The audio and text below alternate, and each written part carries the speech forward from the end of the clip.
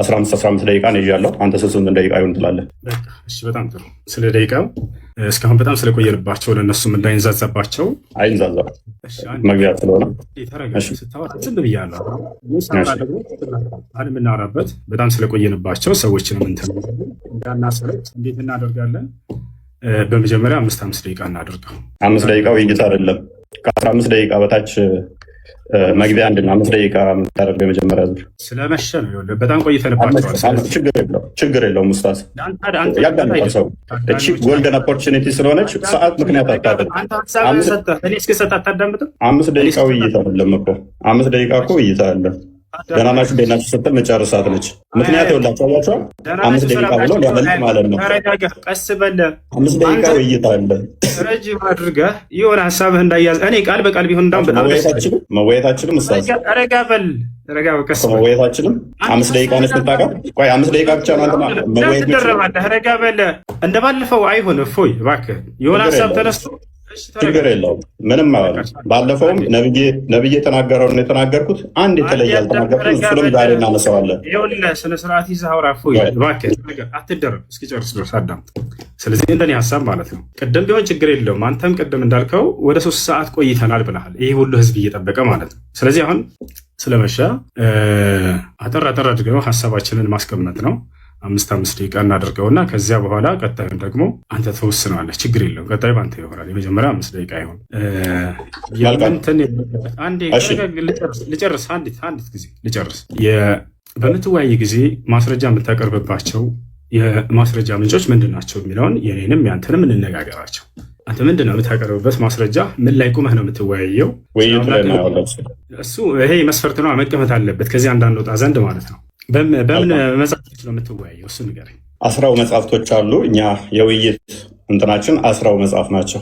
ስለዚህ በብሉይ ኪዳንና አዲስ ኪዳን ላይ ባለው ትወያያለህ አይደለ? በጣም ጥሩ። እሺ እንግዲህ እኔ ደግሞ ግልጽ ላድርግ። እዚሁ በቁርአንና በሐዲስ ላይ እንትን እንላለን። እዚያ ላይ ቁመን እናወራለን። አምላኩ የነቢያት አምላክ ወይም ደግሞ ያ አምላክ እግዚአብሔር ነው ወይንስ እኔ ደግሞ አላህ ነው የሚለውን በሁለቱ መጽሐፍቶች ላይ ያሉ ነቢያቶች አሉ።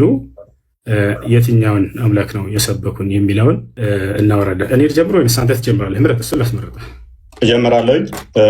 2ኛ ዙር ደቂቃ እኔ ልምረጥ። ፈቅደልኛል። ከዚያ እያነሰ እንዲሄድ ማለት ነው። ለእንትኖቹ ኖ 2ኛ ደቂቃ የምመርጠው እኔ ስለሆንኩኝ 2ኛ ዙር 20 ደቂቃ ይሆናል። 20 ደቂቃ አችልም መወያየት ጠይቀኝ አይደለ? እስክመልስ አዳምጥ። ረጋ በል። መጀመሪያ 15 አለ። ከዚያ በኋላ 20 እያልክ ትሄዳለህ። እንደገና 5 ጀምረናል። ከዚያ 4 ከዚያ እያልን እንሄዳለን። አሁን መጀመር ትችላለህ። አይ በር ክፍት ነው። ጀምር። መልካም። አሁን 5 ደቂቃ ነው። ቀጣይ እኔ ደቂቃ መራጩ 20 ደቂቃ ነው ውይይቱ። ቀጣይ ላይ 20 ደቂቃ ነው። እንደሱ የሚሆን ነገር አይደለም። እፎይ ይኸውልህ፣ መጀመሪያ ከፍታ አንተ መረጥክ አይደለ? አንተ መረጥክ ደቂቃውን። አንተ መረጥክ ደቂቃውን መረጥክ።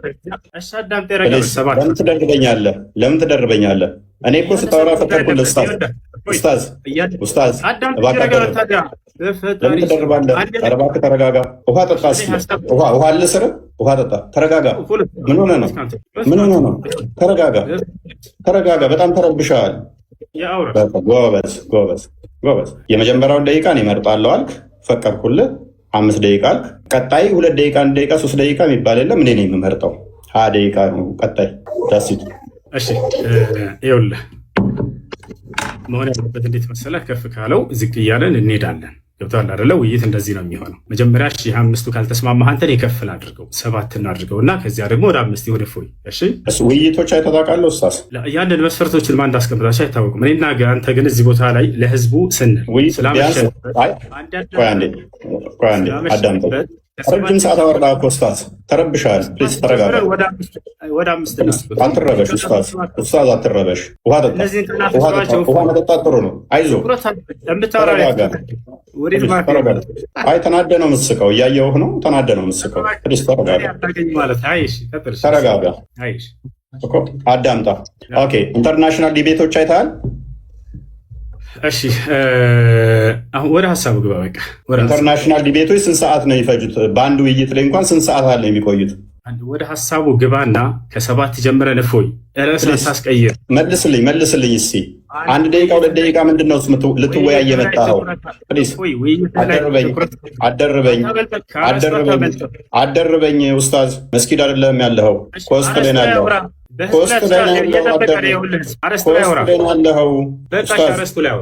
እኮ ተረጋጋ። የጠየቅኩህን ብቻ መልስ። ኢንተርናሽናል ዲቤቶች አይተሃል? እሱ አርዕስታችን አይደለም። እፎይ ኦኬ፣ ጎበዝ። አይተህ አታውቅም ማለት ነው። አንድ ዲቤት 1 ሰዓት። ቆይ አዳምጣ ፕሊዝ። ለምን ትረበሻለህ? ኡስታዝ በእናትህ ተረጋጋ። ከ3 ሰዓት እስከ 4 ሰዓት ድረስ ዲቤት ይደረጋል። ምክንያቱም ሰው ግልጽ ሆኖ እንዲረዳ በ1 ደቂቃ እና በ2 ደቂቃ ዲቤት የለም። እሱ ወሬ ነው የሚሆነው። ፕሊዝ ኧረ እባክህ ተረጋጋ ኡስታዝ። ይሄን መስፈርት ማን ያወጣልህ? አደርብ አንተ አታውቅም። ኢንተርናሽናል ዲቤት እንኳን አይታወቅም እኮ ኢንተርናሽናል ዲቤት እንኳን አይታወቅም። አንተ ካየህ አሳየን። ዲቤቶች የማንና የማን አይተሃል? አሳየን። ካየኸው አሁን ከተናገርከው በዚህ መስፈርት ያስቀምጡትን አሳየን። ምንም ተናገርኩ አሳየን። ማስረጃ አንተ ተናገርኩ ማስረጃ አሳየን። በቃ ያው ተረጋጋ። ቆይ ዝም ብለህ ተራስህ ነው የምታወራው ማለት ነው። ኧረ ወደቅህ እኮ በእናትህ ኡስታዝ። አይዞህ ከራስህ ነው የምታወራው። በቃ እንደዚህ ያደረገ አሳያለሁ። ተረጋጋ። የ1 ደቂቃ እና 2 ደቂቃ ውይይት የለም ወገን። ይሄ ኡስታዝ ሊያደርግ የሞከረው ምንድን ነው? እሱ 1 ደቂቃ ሳውራ ደቂቃው አለቀ፣ ሊወጣ ነው፣ ሊያመልጥ ነው። እባክህ ተረጋጋ። ምንድን ነው? አሳየን እኮ ተረጋጋ። እሺ በቃ ተረጋግቻለሁ። አሳየን። ለምን ነው የምትረበሸው እንደዚህ? ቆይ ለምን ነው የምትረበሸው? ቃላቶ እፎይ አይጠቅምም። ትልቆች ነን። እሺ እኮ ተረጋጋ። መረጃ ምንም የለህም እኮ ምንም የምታውቀው ነገር የለም እኮ አንተ። አሁን የተናገርከውን ኢንተርናሽናል ዲቤት እንኳን አይታወቅም እኮ። መረጃ ብጠይቅህ እኮ ምንም የምታውቀው ነገር የለም። 1 ደቂቃ አንተ እኮ እያልከኝ ነው። የ1 ደቂቃ ውይይት ነው የምታውቀው አንተ። መረጃ 1 ደቂቃ ውይይት ነው። በምትፈልገው ይሁን በቃ ተስማ ብቻ። የ1 ደቂቃ ውይይት ነው ወይ? በምትፈልገው ይሁን ጀምር። ተስማማሁልህ። ጀምር ላሳየህ። ቆይ ለማንኛውም ምንም ስለማትታውቅ ቆይ ተረጋጋ። በምትፈልገው ጀምር። ተስማማሁልህ። ወላሂ ያመልጥህ ይታያል። እነኚህ ኢንተርናሽናል ዲቤቶች ናቸው። ከ2 ሰዓት እስከ 4 ሰዓት ምናምን ናቸው። 4 ሰዓት ምናምን ነው ዲቤቱ። 4 ሰዓት ምናምን። እሺ የተስማሙበትን አሰማና አንድ ጊዜ ክፈተውና። ሳይስማሙ ነው ውይይት የገቡት። እንግሊዝኛ ትችላለህ? እንግሊዝኛ አትችልም እኮ ችግሩ። አሳየን። ኦኬ እንግሊዝኛ ትችላለህ? አሳየን። ኦኬ የተስማሙበትን ነው የጠየቀን። የተስማሙበት ማየት ፈለገ ማለት ነው ወንድማችን። ከርዕስቱ ወጣ። ወላሂ ላዚ ከርዕስቱ ምንም አልወጣውም።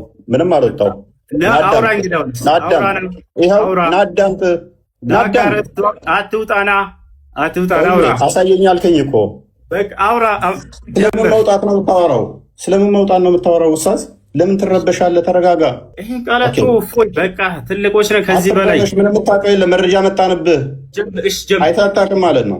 ጀምር። ጠበቅኩ። ያው ጎበዝ። ስለዚህ መግቢያ 15 ደቂቃ ይሁን 5 ደቂቃ፣ ቀጣይ 25 ይሁን ወይስ 50 ደቂቃ ይሁን? ችግር የለውም። ቀጥል። ኦኬ ቀጣይ 50 ደቂቃ። ጎበዝ።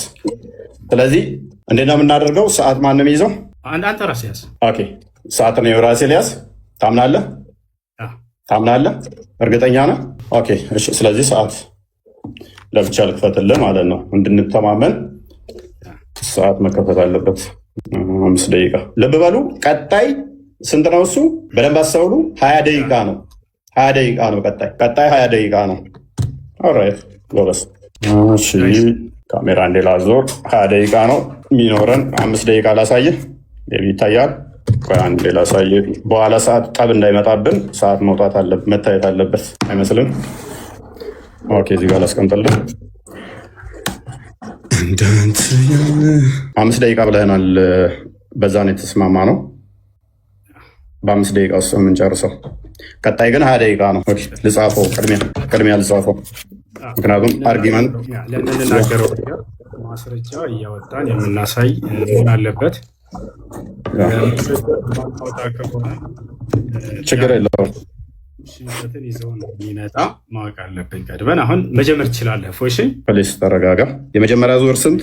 5 ደቂቃ በማስረጃ እየሆነ ፎያዬ እንዲረዱ።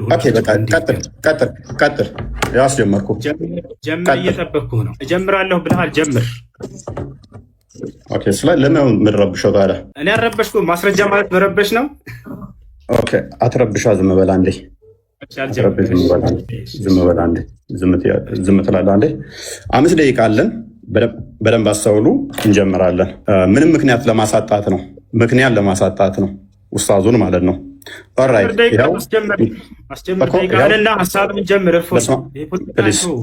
ጣልቃ አትግባብኝ፣ ጣልቃ አትግባ። ምንም ጣልቃ መግባት አይጠበቅብህም። ጣልቃ እንዳገባ ደግመህ በደንብ አስተውሉ። ወንድማችን 5 ደቂቃ ነው ያለው። ይህ አስጀምሬያለሁኝ። በስመ አብ ወወልድ ወመንፈስ ቅዱስ አሐዱ አምላክ። እግዚአብሔር በነቢያትና በሐዋርያት የተሰበከ አምላክ ነው። እርሱም ደግሞ ቅዱስ አምላክ ነው። እኔ አምላካችሁ እነሆ ከግብፅ ምድር ያወጣኋችሁ እግዚአብሔር ነኝ። እንግዲህ እኔ ቅዱስ ነኝና እናንተ ቅዱሳን ሁኑ ይላል። ስለዚህ አምላካችን እግዚአብሔር ቅዱስ የሆነ ሕያው አምላክ አለን ማለት ነው። እንደ እስልምናውስ ሳሂህ አልቡኻሪ 49:59 ላይ ኦ ሙሐመድ አይ ቲንክ ዩር ሰይጣን ሃዝ ፎርሴከን ዩ ፎር አይ ሃቭ ኖት ሲን ሂም ዊዝ ዩ ፎር 2 or 3 nights። ኦ ሙሐመድ ወይ ሴጣኔ ተወህ ይመስለኛል ተብሎ ሲጠየቅ ለ3 ቀን ለ2 ቀን አብረው አላየሁትም ሲባል ሙሐመድ አላህ ምን አወረደ? በረፋዱ ምላለው በሌሊቱም ጸጥ ባለ ጊዜ ጌታ አላሰናበተህም አልተወህም። የሙሐመድ ጌታው ማን ነው? ሴጣን ነው ማለት ነው። አስፈራሪ ማን ነው? አንተ አስፈራሪ ብቻ ነው ይለዋል ሙሐመድ። አላህ ሴጣን አስፈራሪ ደግሞ ይለናል። እዚህ ጋር በእስልምና አስፈራሪው አላህ ወይንስ ሴጣን? የሚያስረሳ ማን ነው? እዚህ ጋር ምን ይላል? ሴጣን የሚያስረሳ ቢያስረሳ ከትውስታ ይላል። የሚያስረሳው ማን ነው? ሴጣን። እዚህ ጋርስ ከአንቀጽም ብንለውጥ ወይንም በእርሷ ብናስረሳ ከእርሷ የሚበልጥን ወይንም ቢጤዋን እናመጣለን። አላህ ነው የሚያስረሳው። ሴጣን ወይንስ አላህ? በእስልምና ሴጣንና አላህ ልዩነት የላቸውም፣ አብረው ነው የሚሰሩት ማለት ነው። ወይንም ደግሞ አላህ ማለት ሴጣን ነው ማለት ነው። ኦኬ ሱራ 11:119 ላይ ገሃነም የምትሞላው በሰውና ባጋንንት ነው ይለናል። ቡሃሪ 48:48 ደግሞ አላህ እግሩን ሲከት ነው ገሃነም የምትሞላው ይለናል። አላህ እግሩ የጂኒ ነው እንዴ? ገሃነም የምትሞላው በሰዎችና ባጋንንት ነው አለን። እዚህ ጋር ደግሞ አላህ ገሃነምን የሚሞላው በእግሩ ነው ይለናል። ስለዚህ የአላህ እግር የአጋንንት እግር ነውን? ኦኬ ከገነት ያስወጣችሁ ማን ነው? ሴጣን አስወጣችሁ ይለናል። አደም ሲጠየቅ አላህ በጻፈብኝ ለምን ትፈርዳላችሁ ይላል። ቡሃሪ 66:14 ላይ ማለት ነው። ኃጢአት የሚያሰራው ማን ነው? ኃጢአት ባሰሩ ከምድረ ገጽ አጠፋችኋለሁ ይላል። አላህ። ኦኬ ሱረቱ ሂጅር ላይ ሞገደኛ ሴጣን ሁሉ እነሆ የተከተለውን ሰው እርሱ ያጠማል ይላል። የሚያጠማው ማን ነው? ሴጣን። ኢብሊስ ሆይ ጌታ እኔን በማጥመምህ ይሆንብኝ ይላል። ማን ነው የሚያጠማው? አላህ። እዚህ ጋርስ አላህ ያጠመመውን ሰው ልታቀኑ ታስባላችሁ? አላህ ያሳሳተውን ሰው በእርሱ መንገድ ፈጽሞ አታገኙም ይላል። ማነው አሳሳች? አላህ ወይንስ ሴጣን? አላህ ይሆናል ማለት ነው። መጽሐፍ ቅዱስ ግን ምን ይላል? ግፈኛና አሳሳች የፈጣሪውንም መንገድ የሚጻረር ዲያብሎስ። ና ተመለስ ኡስታዝ፣ ተመለስ ፊት ለፊቱን ደቂቃን እያሳየህን አንዴ አትሸፍነው። ያው ኦኬ ዲያብሎስ ነው ይለናል። አሳሳቹ አላህ እኔ ነኝ ማሳስተው ይለናል። ኦኬ አላህ በሻ ኖሮ አንድ ህዝብ አደርጋችኋለሁ ግን አጠማለሁ ይላል፣ አሳስታለሁ ይላል።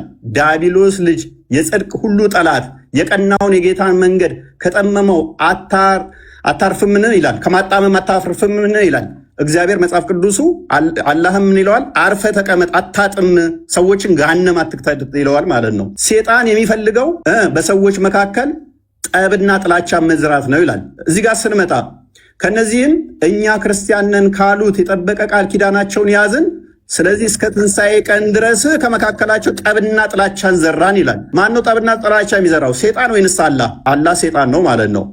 ኦኬ በመጽሐፍ ቅዱስ ደግሞ ምሳሌ 6 ላይ ጠብና ጥላቻን የሚዘራው ሴጣን ነው ይለናል። አላህ ሴጣን ነው ማለት ነው። ማን ነው እሱ? አላህ። አድመኛው ማን ነው? አላህ ነው ይለናል ሱራ 3:54 ላይ። መጽሐፍ ቅዱስ ደግሞ አድመኛ የእግዚአብሔርን ስራ የስጋ ስራ ነው፣ መንግስት ሰማያትም አይገባም ይላል እግዚአብሔር። የመጽሐፍ ቅዱሱ አላህን ገሃነም ነው የሚከተው፣ ገሃነም ነው የሚከተው። ፕሊዝ ለምን ኢንተራፕትም ታደርገኝ? ለምን ረብሸው ለማየት ነው። ትደብቀው እንደሱ ከሆነ በቃ ለምን ኢንተራፕት ታደርጋለህ? ካልቻል አልችልም በል። ለምን ትረብሻለህ? ለምን ረብሸው ነው ያልኩህ። አትረብሽ። አትረብሽ። መያዝ እችላለሁ ብለህ ነበር እኮ። ስለዚህ ጣልቃ አትግባ። ሜይ ቢ ጣልቃ አትግባ። ደግመህ አትገባም አይደለ ኡስታዝ? አትሸፍን። ደቂቃውን እናውራን የተባልከው ፖለቲካ ተስራ እኮ ነው ኡስታዝ፣ ፊት ለፊትህ ነው። ምክንያቱም ወላሂ አቁሞታል ደቂቃውን። አያችሁት አይደለ? ቀጥል፣ ችግር የለም። እያንዳንዱ የተናገርከውን አሁን ስለሚይዝህ አትረብሽ። እና ታዲያ አንተ ስታወራ ደቂቃው ይቀጥል። ከአሁን በኋላ ካወራ እንደውም እየሰራሁኝ እመልሰዋለሁ ወደ 5 ደቂቃ ሰተኸኝ ኢንተራፕት እያደረግከኝ ምን አይነት ኡስታዝ ነህ ግን አንተ? አያችሁት? ይሄን ለማውራት ነው። ቀጥል። ዝም አልኩልህ እኮ እፎይ፣ ቀጥል። ሂድ ጎበስ። ጣልቃ ተሳስተህ ጣልቃ እንዳገባ አሁን ሚዩት አድርግ። ስለ ጣልቃ እንዳገባ ማለት ነው። ዝም ብለህ አዳምጥ። ኦኬ አላህ ምን ይላል? እኛ ወይንም እናንተ በትክክለኛው መንገድ ላይ ወይንም በግልጽ መሳሳት ውስጥ ነን ይላል። አላህና ሙሐመድ በትክክለኛ መንገድ ላይ የሆኑ በተሳሳተ መንገድ ላይ እንኳን አያውቅም። አላህ ማለት ነው። መጽሐፍ ቅዱስ ግን ምን ይላል? ኢየሱስ አለ እኔ መንገድና እውነት ሕይወትም ነኝ አለ። እርግጡን እንደዚህ ስትይዙ እንዲህ ትታመናላችሁ። እስልምናው ላይ ግን እርግጠኝነት የለም። እርግጠኝነት ስለሌለ በምን ውስጥ እንዳላችሁ እንኳን ሳታውቁ ሙሐመድን እየተከተላችሁ ትኖራላችሁ ማለት ነው። እንደ እስልምና አስተምሮ በደንብ አስተውሉ። እንደ እስልምና አስተምሮ ሴጣን እንደዚህ የሚጫወትባቸው ወይንም ደግሞ አላህ ምን እንደሆነ ማይታወቅ ነው። አላህ ቀዝቃዛ እጅ አለው። ያ ቀዝቃዛ እጅ ደግሞ ሉክ the prophet said my lord እመልሰዋለሁ፣ ምክንያቱም ነግሬሃለሁ። እመልሰዋለሁ። ምንም አልተበላው።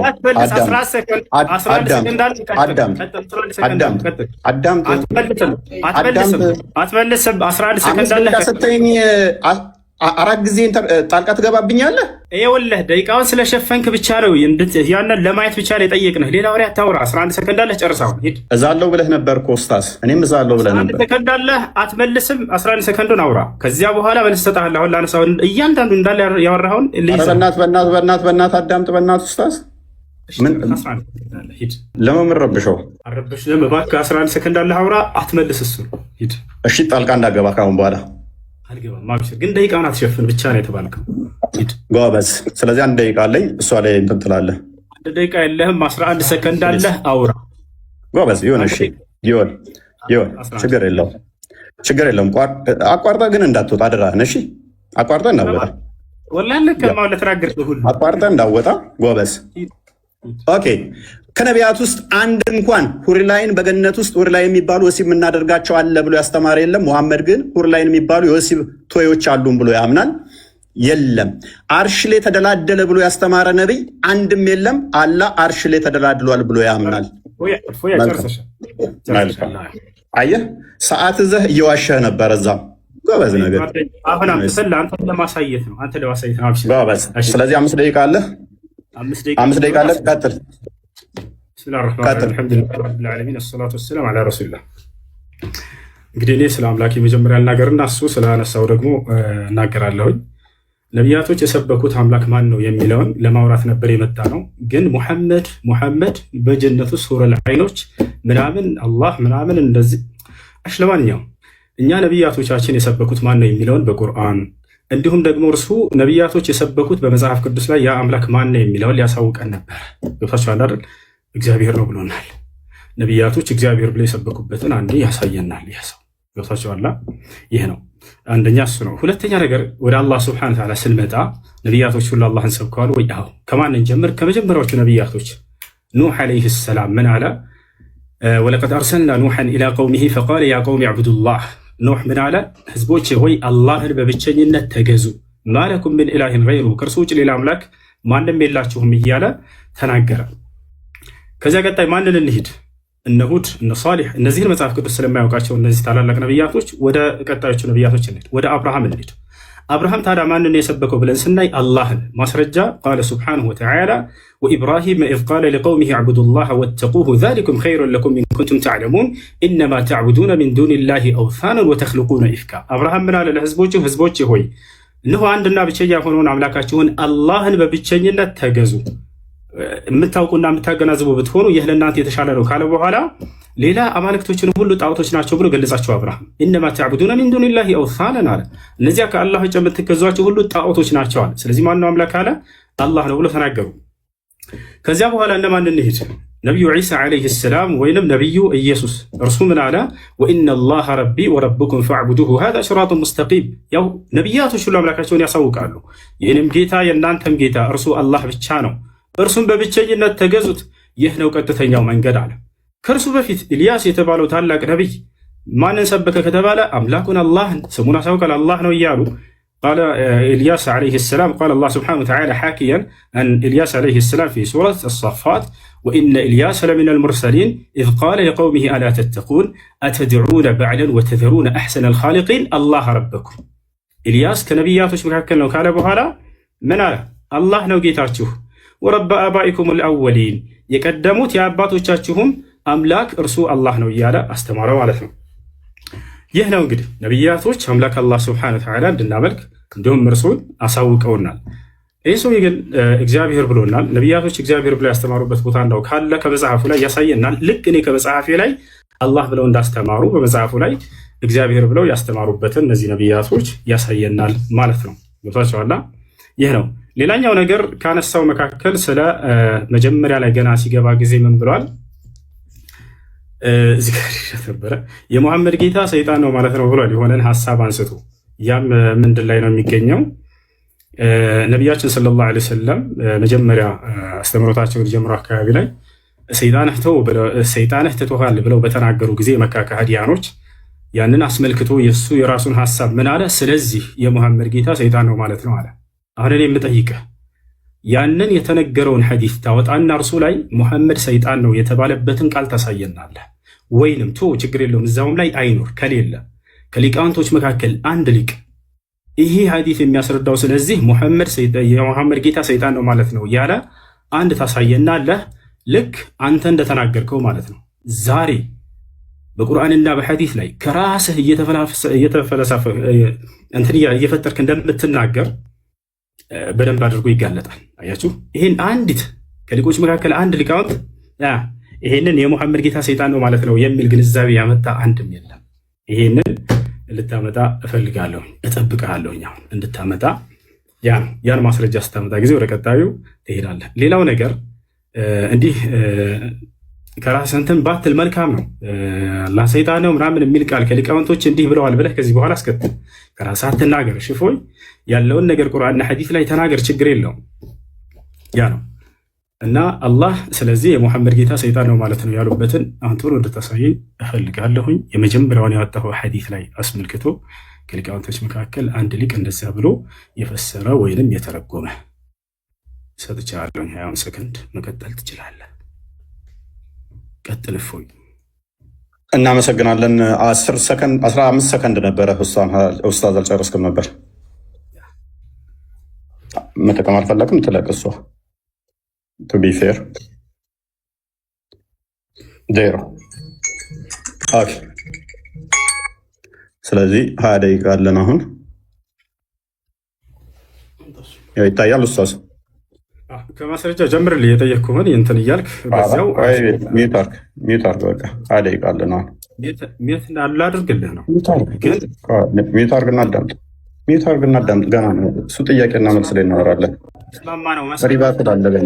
ገና ሪባ ትላለህ። ሚዩት አድርግ። አዳምጥ እንጂ ረጋ በል ቀስ ስትል ከዚህ በኋላ ላለው ይኸውልህ እፎይ፣ እኔ በማስረጃ አዳምጥ፣ ረጋ በል እንጂ እኔ ብለህ በማስረጃ እያነሳሁ እንደምናገረው ውይይቱ ትምህርት እንዲሆን ለሌሎችም ማለት ነው።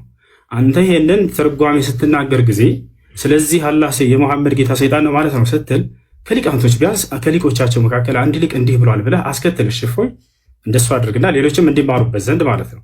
እንዳው ከሱ ብትጀምር እንዳውም በጣም ደስ ይለኛል። ከሊቆች መካከል አንድ ቤት ታደርጋለህ። በእኔ ደቂቃ ኡስታዝ በማስረጃ ወራሽ ጎበዝ። ስለዚህ ገና አሁን 20 ደቂቃ አለን። ከዛ ሪባ ትላለን። ከዛ ክሮስ ኤግዛሚኔሽን አለን። ስለዚህ ክሮስ ኤግዛሚኔሽን ላይ መረጃ ትጠይቀናለህ። እኛ ከኪሳችን አላወራንም፣ እያሳየን ነው። ሰው የሚያየውን አይክድም፣ አይኑን አይክድም አይደል ኡስታዝ? አስጀምረው እና አሁን ስታወራ በማስረጃ አድርጋቸው። እፎይ፣ ሌላው እንዲማርበት ማስረጃ የሚለው ኡስታዙ ምንድነው እሱ እያሳየዋቸው ሳይሆን እንዲሁ አውራ ያለ ሳከፍት እያለ ነው ይመስለኛል። ሚዩት አድርገው። በቃ ሚዩት አድርገው። በዚያ ላይ አንድ አዳምጠ ስታሳይ ነበረ። ይሄንን እያየሁልህ ነው ጎበዝ። ግን ያንተ ሀሳብ እዛ ላይ የለም፣ ውሸት ነው እያልኩህ ነው። ያንን ወንድ ከሆንክ አሳየኝ። አሁን ከፍተህ ይሄ ቁርአን አንቀጽ ይሄ ሐዲስ ላይ ስለዚህ ሊቃውንቶች የሙሐመድ ጌታ ሰይጣን ነው ማለት ነው ብለዋል ያሉበትን አሳይ ካልሆነ ውሸታም ነህ። ያው ውሸታም ነህ እያልኩኝ ነው። ደፍረህ አንተ አሳይ። ወንድ ልጅ ከሆንክ የለም ያልከው ወላሂ ላዚም የለም እኮ። አዳምጣሻው እኮ ታዳምጣለህ። ወንድ ልጅ አንተ አሳየንና ጀምር። አንተ እውነተኛ እንደሆንክ ዛሬ ያውቀዋል። ካልሆነ ውሸታም። ኧረ በእናትህ ሚዩት አድርግ፣ አትረብሽ ኡስታዝ። ያረበሽኩ ማስረጃ ብቻ ነው የጠየቅኩህ። ወይኔ ሰዓት እኮ ነው ገና እኮ ነው። ሰዓትህ ላይ ተጠቀምና አሳይ። ውሸታም ነህ እየተባልክ ነው አንተ። እውነት ነው የማወራው። ማንም አላለህም። ኮሚዩት አርጋ ሚዩት አርግ። ሪባት ገናለን እኮ ኡስታዝ ሚዩት አርግ። ኦኬ ላስጀምረው። አስጀምር በቃ ዝም ብሎ ያወራ ያለ ሀደይ ቃለኝ። ኧረ በእናትህ ሚዩት አርግ ኡስታዝ እባክህ። እሺ ቀጥል። ይቀጥል ጎበስ። ሀደይ ቃለኝ። ኦኬ እናመሰግናለን። እንግዲህ እንደተመለከታችሁት ማስረጃ የሚለው እንዲሁ በአፍ ማውራት መስሎት ይመስለኛል። ይሄ የምታየው እንደዚህ ማስረጃ ተከፍቶ ነው እየተወራ ያለው። ሱራ 5:82 ላይ ለምሳሌ እኛ ክርስቲያኖች ለእናንተ ቅርባችሁ ከአይሁዶች ይልቅ እንደሆን ቁርአን ይናገራል። ከምንም በላይ ግን ነብይህ ለአንተ በጣም ምርጡ ስኮላርህ ነው። ሌላ ሰው አልጠቅስብህም ኡስታዝ።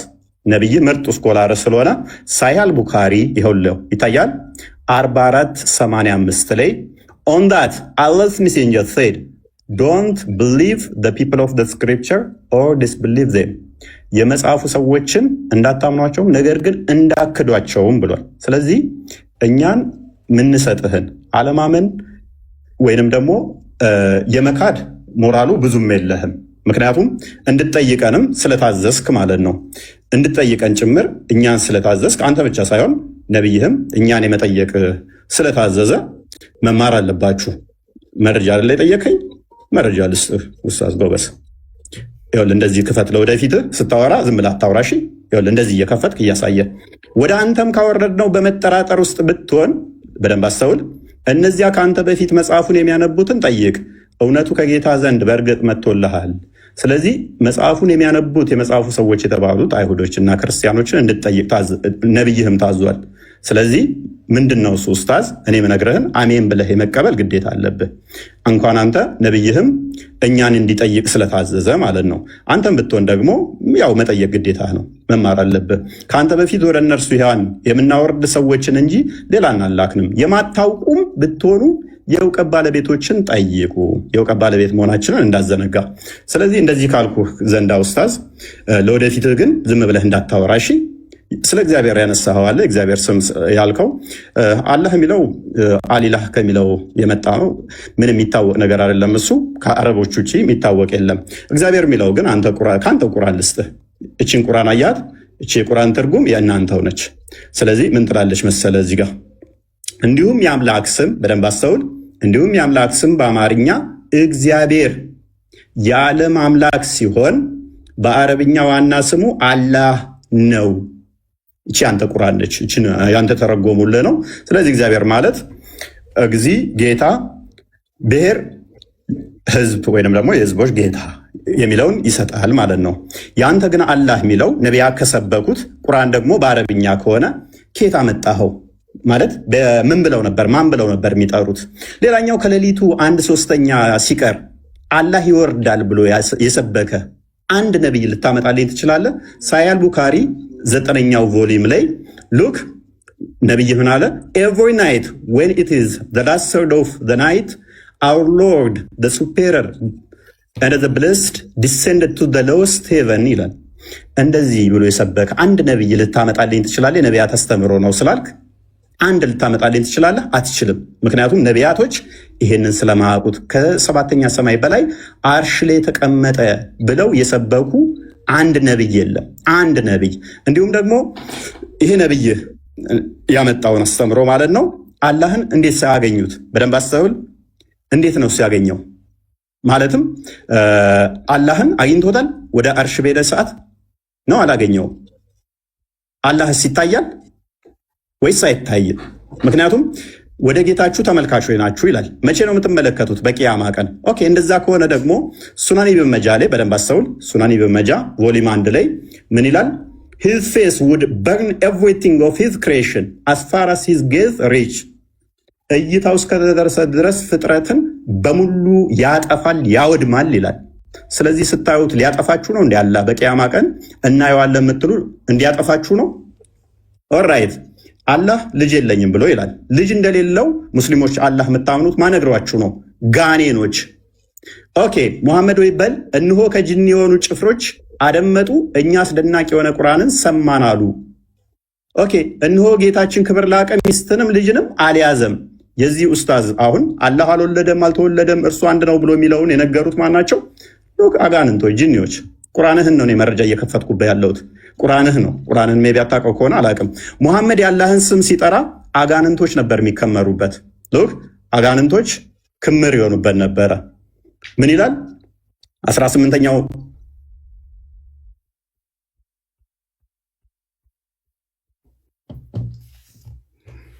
ተቆርጠሃል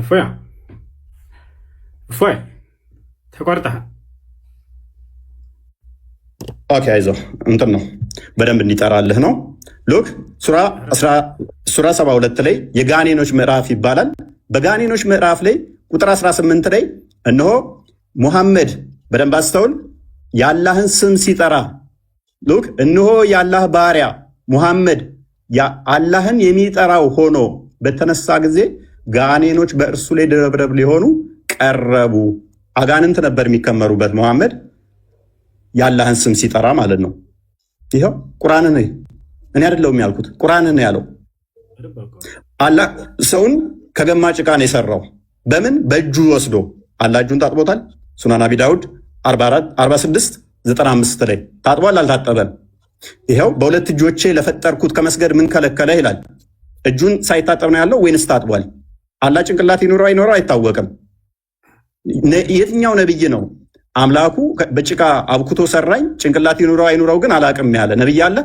እጠይቅሃለሁ፣ አትሳቅና ተመለስ። ኡስታዝ ፊት ለፊቱን ያ ጎበዝ ሉክ እንደሱ ጎበዝ እንደሱ ስትሆን ያምርብሃል።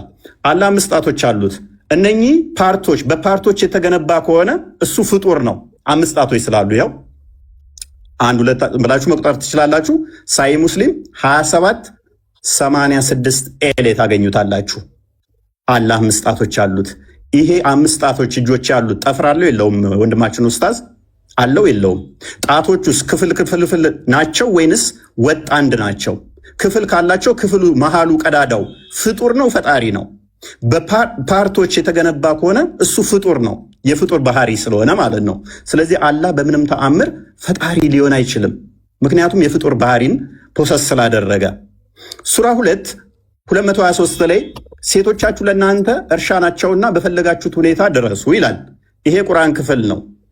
አላህ ይህንን የቁርአን ክፍል ይቀራዋል አይደለ ወይንስ አይቀራውም? ማለቴ ቁርአን የአላህ ቃል ነው፣ ዘላለማዊ ቃሉ ነው፣ ፍጡር አይደለም ብላችሁ የምታምኑ ከሆነ ፍጥረት ከመፈጠሩ በፊት አላህ የአላህ ባህሪ ከሆነ ቁርአን ወይንም ደግሞ ፍጡር ካልሆነ ቁርአን ቃሉ እነሆ ሴቶቻችሁ ለእናንተ እርሻ ናቸውና በፈለጋችሁት ሁኔታ ድረሱ የሚለውን ይቀራል ወይንስ አይቀራም?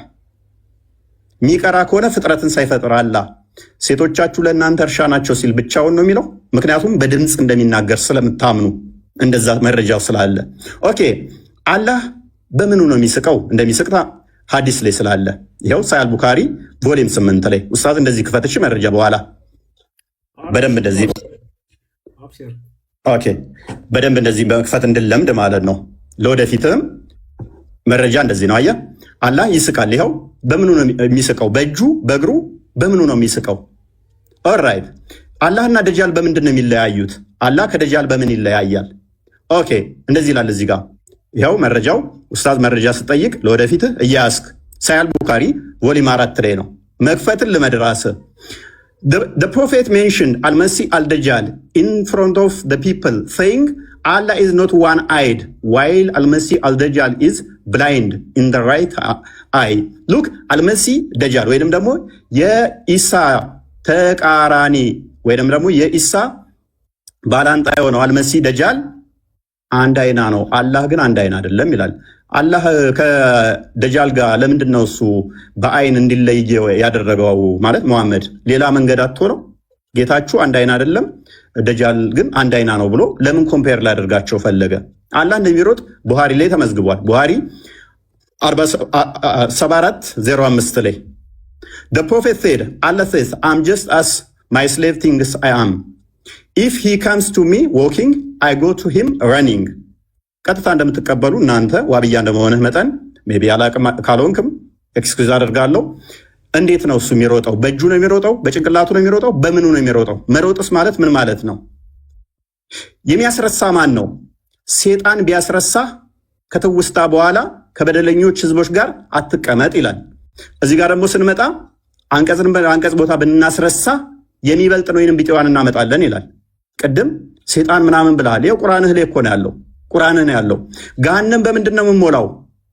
ገሃነም ሰውና ፍጥረታት ይጥላል ወደ እንትን ውስጥ the people will be thrown into the hellfire and it will say are there any more to come? ሰዎች ወደ ገሃነም ውስጥ ይወረወራሉ። ምን ብላ ትጠይቃለች? የቀራለ እያለ ትጠይቃለች። till Allah puts his foot over it አላህ እግሩን እስኪጨምርባት ድረስ። የአላህ እግር ገሃነምን የሚሞላ ከሆነ ፕሌስና ስፔስ ኦኮፓይ የሚያደርግ ፊል ማድረግ የሚችል ከሆነ እሱ ፍጡር ነው ማለት ነው። ቦታና ስፔስ ይፈልጋልና ቦታ የሚይዝ ነገር ሁሉ የሆነ ቦታ ላይ ገብቶ የሚሞላ ከሆነ እሱ ፍጡር ነው እንጂ ፈጣሪ አይደለም። ፍጡር እንጂ ይሄ የምታመልከው ፈጣሪ አይደለም ማለት ነው። የትኛው ነብይ ነው ገሃነም ፈጣሪያችን እግሩን ሲጨምርባት ከዛ በኋላ በቃ ትላለች ብሎ ያስተማረ አንድ ነብይ ታመጣለህ? በእስራኤሎች ልጆች ላይ በያዕቆብ ላይ አስማት የለም፣ በእስራኤል ላይ ሟርት የለም። በጊዜው ስለ ያዕቆብና ስለ እስራኤል እግዚአብሔር ምን አደረገ ይባላል ይላል። በያዕቆብ ላይ ሟርትና ሉክ አስማት የለም። ነብይህ ላይስ ሳያል ቡካሪ ቮሊም 4 ላይ ነብይህ ላይ ደግሞ ናሬትር አይሻ የነብይህ ትንሿ ምጥጥየዋ ልጅ ያገባችው በ6 ዓመቷ ያገባት አዳምጥ እንዲህ ብላ ትተርካለች። ፕሊስ ሚዩት አድርጌዋለሁ። ጣልቃ አትግባ። ሚጢጥየዋ ምናምን የሚል ቃል ተው። እፎይ ትልቅ ነህ በቃ ከዚህ በኋላ አረጀ። በቃ ያለውን ነገር የተጻፈውን አንብብ። የተጻፈውን አይዞህ ሚጢጥየዋ ይሻላል ትጠይቃለህ። ችግር የለውም። እሺ ታዳምጣለህ። በደንብ አዳምጣ። እየሰማህ እኮ ነው። ግን ጣልቃ ገባብኝስ? ቃልህን አስተካክል። ወይ ሌላ አልተባልክም። ፖለቲካ አትስራ። ጣልቃ ገባብኝ እንዴት እናድርግ? በኋላ ሂድ ቀጥል። አብሽር። ጣልቃ ትገባብኛለህ? አገባም ወይንም ይህንን ኮንፊርም አድርግልኛል። አልገባም። አብሽር። ግን ቃላቶችን አስተካክል ለተከታዮች ስትል ማለት ነው። ይኸውልህ እኔ ምንም ያጠፋሁት ነገር የለም። ስለዚህ ጣልቃ እየገባህ ግን አንተ እያስቸገርክ ነው አይደለም? ከየት ነው ያመጣኸው? ቆይ አዳምጥ። እሺ እኮ ጣልቃ አትግባ። አዳምጥ እኮ ተራዊ ነው አይደለም ወይንስ እንዴት ነው? ዝም ብለህ መረባበሽ ነው የፈለከው? በቃ ይቅርታ፣ በቃ ቀጥል። እንዳትወጣ አደራህን፣ ግን እንዳትወጣ ቀጥል። ጎበዝ። ስለዚህ ያለው መረጃ ታመጣለህ ካሁን በኋላ ስታወራ፣ ግን ጣልቃ አትግባብኝ በተቻለ መጠን። ወደፊቱ ይህንን ልመድ። እሺ ይህንን ትለምዳለህ። ይቅርታ በልሽ። ያው ጣልቃ አልገባም በል። እስኪ እባክህ ጣልቃ አልገባም በል። በጣም ይወረድባቸዋል። ቀጥል። ጣልቃ አልገባም በል። ምንም ብትል ወላሂ ለዚህ ባለቅም ዛሬ ወዴት ባትሄድም እጄ ገብተሃል። ዛሬ በ4 ዓመትህ ማለት አሁን ቀጥል። ዝም ብለህ ቀጥል እኮ ጣልቃ አልገባም በላ። አልገባም በቃ ቀጥል። ኦኬ ጣልቃ ከገባ ግን እየረበሽክ ስለሆነ ወደኋላ እንመልሰው ሰዓቱን አለ። ልታፈገፍግ ነው ወላሂ አለቅም ዛሬ ወረበር ካማ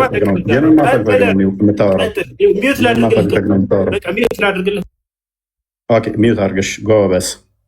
ስለዚህ ታሁን በኋላ ጣልቃ አይገባም ወንድማችን ብዬ አስባለሁኝ። ምንም እንትን ያልነው ነገር የለም። ኤኒዌይስ እያየህ ሆኗል። ደቂቃውን አስጀምርልሃለሁ። ኦኬ አይሻ እንደተረከችው እንግዲህ በመጽሐፍ ቅዱስ ላይ አስማትና ድግምት አይሰራባቸውም። አይሻ እንደተረከችው ደግሞ magic was worked on Allah's prophet so that he began to fancy that he was doing things which he was not actually doing. Look, ድግምት ተሰርቶበት ያላደረገውን ያደረገ ይመስለው ነበረ ትላለች አይሻ። ሌሎች መዛግብት ላይ ደግሞ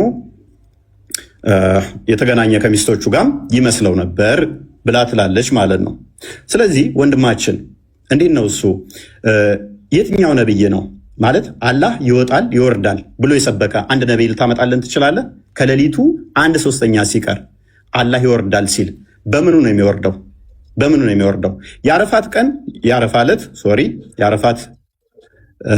ቀን ይወርዳል ይለናል። እንዴት ነው የሚወርደው? መውረድ ማለት ምን ማለት ነው? ፖዚሽን ይቀይራል ማለት ነው። ዳይሬክሽን ይቀይራል ማለት ነው።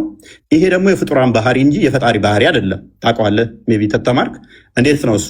በምኑ ነው የሚወርደው? በምኑ ነው የሚንቀሳቀሰው? በምኑ ነው የሚወርደው? በምኑ ነው የሚሄደውስ? ማለት መረጃ ታመጣልኛለህ ቀጣይ። ሌላኛው ዋናው አላህ አባት አይደለም ብላችሁ ታምናላችሁ። አላህ አባት ያልሆነው ለምንድን ነው? አባት ተብሎ ማይጠራበት ምክንያት ምንድን ነው? እሱ አላህ ልጅ የሌለው ለምንድን ነው? እሱ ነቢያቶች የሰበኩት ፈጣሪ አባት ተብሎ ይጠራል፣ አላህ ተብሎ ይጠራል? ኖ ቁርአን ራሱ የተጻፈው ይህንን ለመቃወም ስለሆነ ሱራ 18 4 ላይ እነዚያን አላህ ልጅን ይዟል ያሉትን ሊያስፈራራ ወረደ ይላል። ለማስፈራራት ነው የወረደው። የሚያስፈራራው ቅድም ነው እዛ ጋ ማን ነው ብሎናል? ሰይጣን ነው ብሎናል። ሊያስፈራራ ወረደ ይለናል። ማስፈራራ ለምን አስፈለገው? ለምን ነው የሚያስፈራራን? ነቢያት የሰበኩትን ለምን ነው የማትቀበሉት? ነቢያቶች እንደሰበኩ ታምናለህ? ለምሳሌ ሙሴ እንደዚህ ብሎ ያምናል። አንተ ታምናለህ?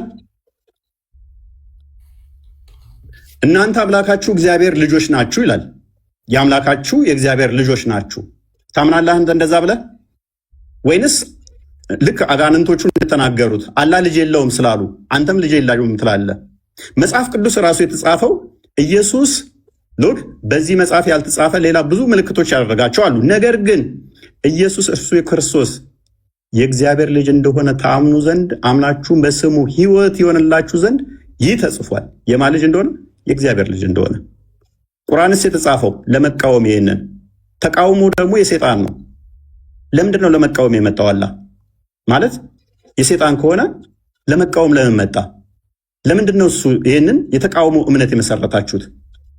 አላህ ምንም ልጅ ያሌለበት ምክንያት ምንድን ነው እሱ? ኦኬ ምናልባት ይሄንኛው ይሆን ቁርአናችሁ ስለሚናገር ማለት ነው። በዚህኛው ምክንያት ነው ብለህ ታምናለህ ኡስታዝ? ልጅ የሌለው ቁርአኑ እንደዚህ ስለሚል ልጅ የሌለው ምክንያቱ ምንድን ነው እሱ? አላህ ለምንድን ነው ልጅ የሌለው? አባቴ የማይባልበት ምክንያት ለምንድን ነው እሱ? አይ ቲንክ በዚህ ይመስለኛል።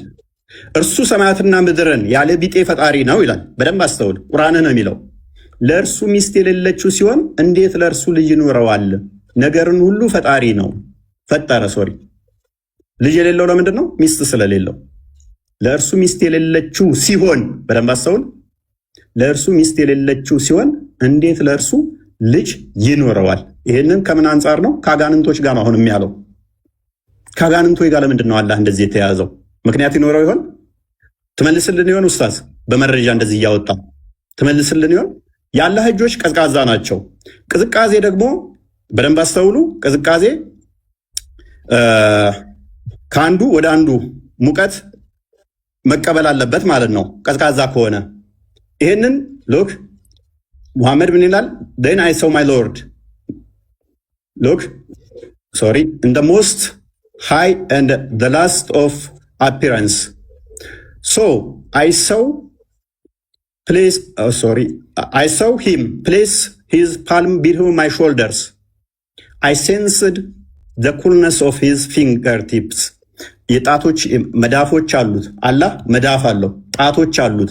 እነኚህ ፓርቲሽን አለው ማለት ነው። እንደዚህ ፓርቲሽን አለው። እጅ እንደዚህ መዳፍ ካለው ቀኝና ግራ ካለው ይካበባል ማለት ነው። የሚያዋስነው የሚያካልለው አለ ማለት ነው። የሚያዋስነው የሚያካልለው አለ አላህን ማለት ነው። ይሄ ደግሞ የፍጡር ባህሪ አይደል እንደ ኡስታዝ? አላህ ይህን እንደዚህ ነው የምታምኑት? ምን ብላችሁስ ነው የምታምኑት?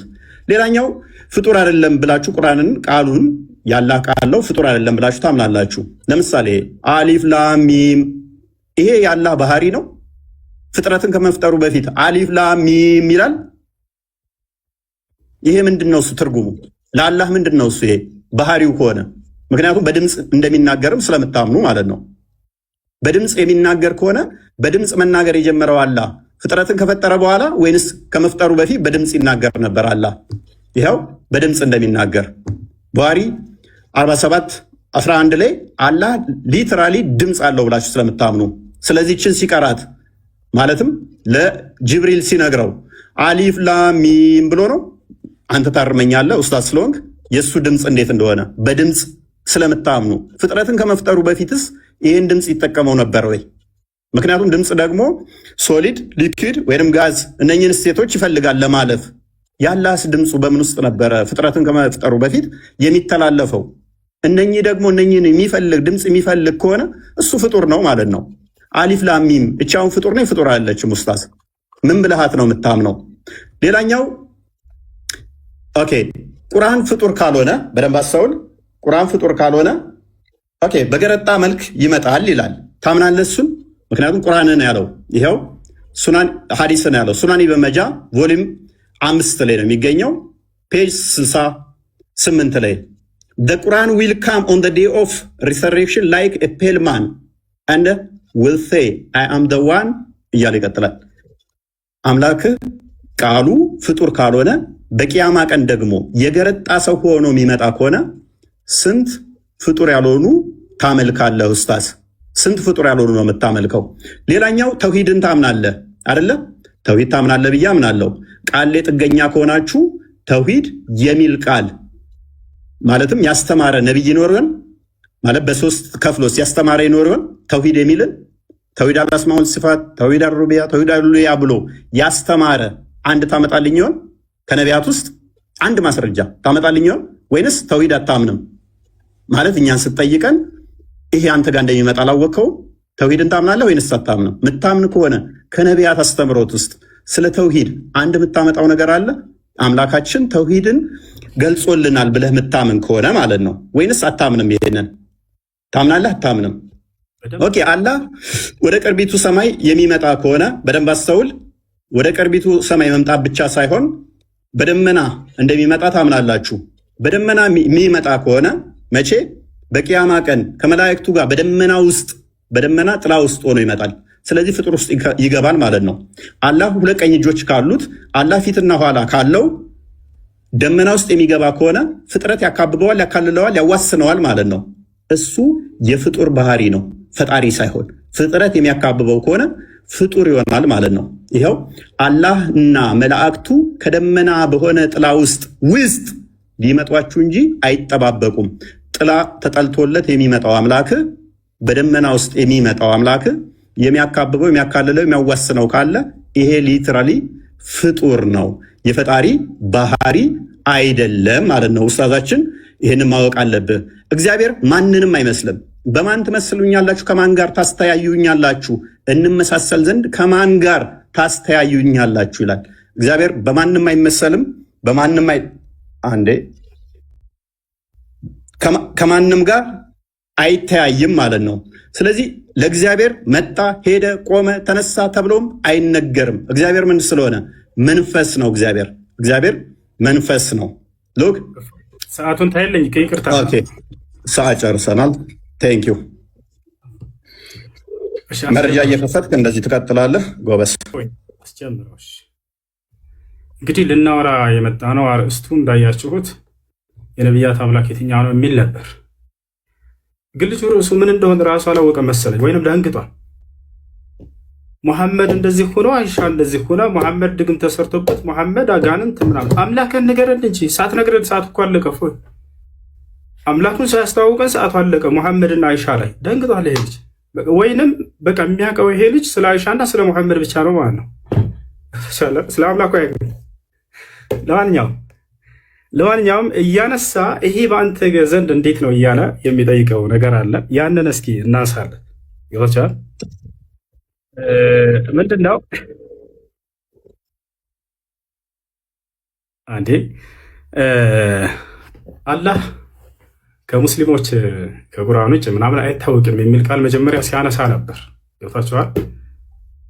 እግዚአብሔር ከኢትዮጵያ ውጭ ይሄ ስም አይታወቅም ብትል የተሻለ ነበር። እፎይ የትኛውም ዓለም ላይ መስቀል አንጠልጥሎ እንደዚህ የዓለም ክርስቲያን ጋር ሄዳ አምላክ ማን ነው ብትላቸው ያንተን የአምላክን ስም አይነግሩም እኮ። ከኤርፖርት አያልፍም እግዚአብሔር የሚለው ስም ማለት ነው። አንተ ሌላ ዓለም ላይ ይታወቃል ካልክ ይህን በማስረጃ ታሳያለህ። አላህን ግን ሙስሊሞች ብቻ ናቸው ወይ የሚያውቁት አምላክነቱን? በቁርአን ላይ ብቻ ነው ወይ? ላ አይደለም። በምን ይታወቃል? በራሱ መጽሐፍ ላይ የአረብ ክርስቲያኖች አሁን ብሉይ ኪዳንና አዲስ ኪዳን ለናሙናነት ያክል ሙሴና ኢየሱስ አምላካቸውን አላህ ብለው እንደሚጠሩ በአረበኛ መጽሐፍ ቅዱስ ላይ ላሳየህ ነው በማስረጃ። አላህን የምናውቀው እኛ ብቻ አይደለንም። የራሱ የገዛ መጽሐፉን አያውቀውም ወይ? ላሳያችሁ። ኦሪት ዘፍጥረት ምዕራፍ 1 ቁጥር 1 ምን ይላል? የአምላክ ስም አላህ መሆኑን ሙስሊሞች ብቻ ሳንሆን የግብፅ ኦርቶዶክስ አባ ተክለ ሃይማኖት ዌብሳይት እንደውም ማመጣለህ ከዚህ ነው። አባ ተክለ ሃይማኖት ዌብሳይት አለ። ያውና እዚህ ጋር መውቂዕን በተክለ ይላል። መውቂዕ እንባ ተክለ ሃይማኖት የአባ ተክለ ሃይማኖት ዌብሳይት ማለት ነው። በኢትዮጵያ እንግዲህ ቅዱስ አባ ተክለ ሃይማኖት ብላችሁ በምትጠሩት በእሱ የተሰየመ ነው። ኦሪት ዘፍጥረት ምዕራፍ 1 ቁጥር 1 ተክዊን ይላል። ስፍር ተክዊን ኦሪት ዘፍጥረት ማለት ነው። ይህን ተማር አረበኛ አትችል መሰለኝ። ምዕራፍ 1 ቁጥር 1 ላይ ምን ይላል? ፊል በድኢ ኸለቀ ላሁ ሰማዋት ወልአርድ። አላሁ አክበር። ምን ይላል በአረበኛው? አላህ በመጀመሪያ ሰማይና ምድርን ፈጠረ ይላል። የጀማ ይሄ እያሳያቸው ያለሁት ቁርአን እንዳይመስላችሁ የራሱ የገዛ መጽሐፉ ነው። በገዛ መጽሐፉ ላይ አምላክን አላህ ብለው ይጠራሉ የአረብ ክርስቲያኖች።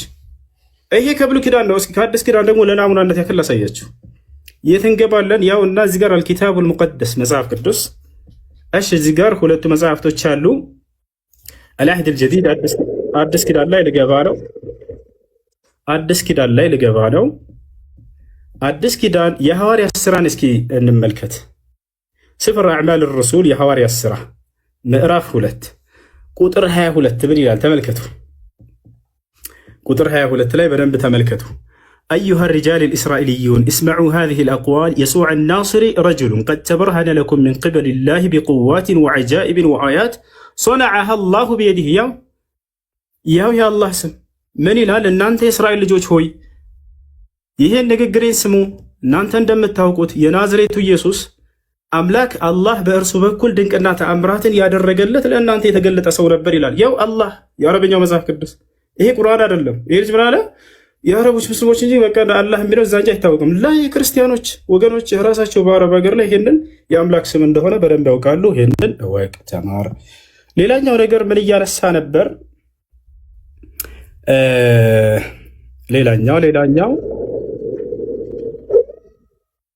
እሺ፣ አሁን ሌላኛው ደግሞ የምጠይቀው ነቢያቶች አምላክ እግዚአብሔር እንደሆነ አስተምረዋል እያለ ነው። እስኪ ልክ እኔ የራሳችን መለኮታዊ መጽሐፍ ተብሎ የተገለጸውን ልንወያይ የተስማማንበትን ቁርአን ላይ ነቢያቶች አላህ አላህ አላህ ብለው እንደጠሩት አንተ ደግሞ የገዛ መጽሐፍህ ላይ በዕብራይስጥና በግሪክ አለለህ እዚያ ላይ አውጥተህ የአምላክ ስም ነቢያቶች እግዚአብሔር ነው ብለው የተናገሩበት አንድ ጥቅስ እንድታመጣ ፈልጋለሁ። ይላል ከቁርአን ላይስ አላህ ብለው እንደጠሩ ነቢያቶች ታሳያለህ አንተ? አዎ በደንብ አሳያለሁ። ያው ማስረጃ ላውጣለህ። ለናሙናነት ያክል ማንን እናውጣ? ታላቁን ነቢይ አላህ ነቢዩ ኢየሱስን። ነቢዩ ዒሳ ምን አለ? ተመልከቱ። የማን ምዕራፍ ላይ እንሄዳለን? የማርያም ምዕራፍ፣ የእናቱ ምዕራፍ ላይ ጭራሽ እዚያው ላይ ነቢዩ ኢየሱስን ብሎ አስተማረ። ዒሳ ዓለይሂ ሰላም የእኔ አምላክ አላህ ነው እያለ ያስተምራል። ጌታዬና ጌታችሁን አላህን ተገዙ። የቱ ጋ ነው? ተመልከቱ። ያውና ቁጥር 36 ላይ ዒሳ አለ አላህም ጌታዬ ጌታችሁ ነው እና ተገዙት፣ ይህ ቀጥተኛ መንገድ ነው አለ። ይህ ይበቃናል ጊዜ ለመቆጠብ ሲባል።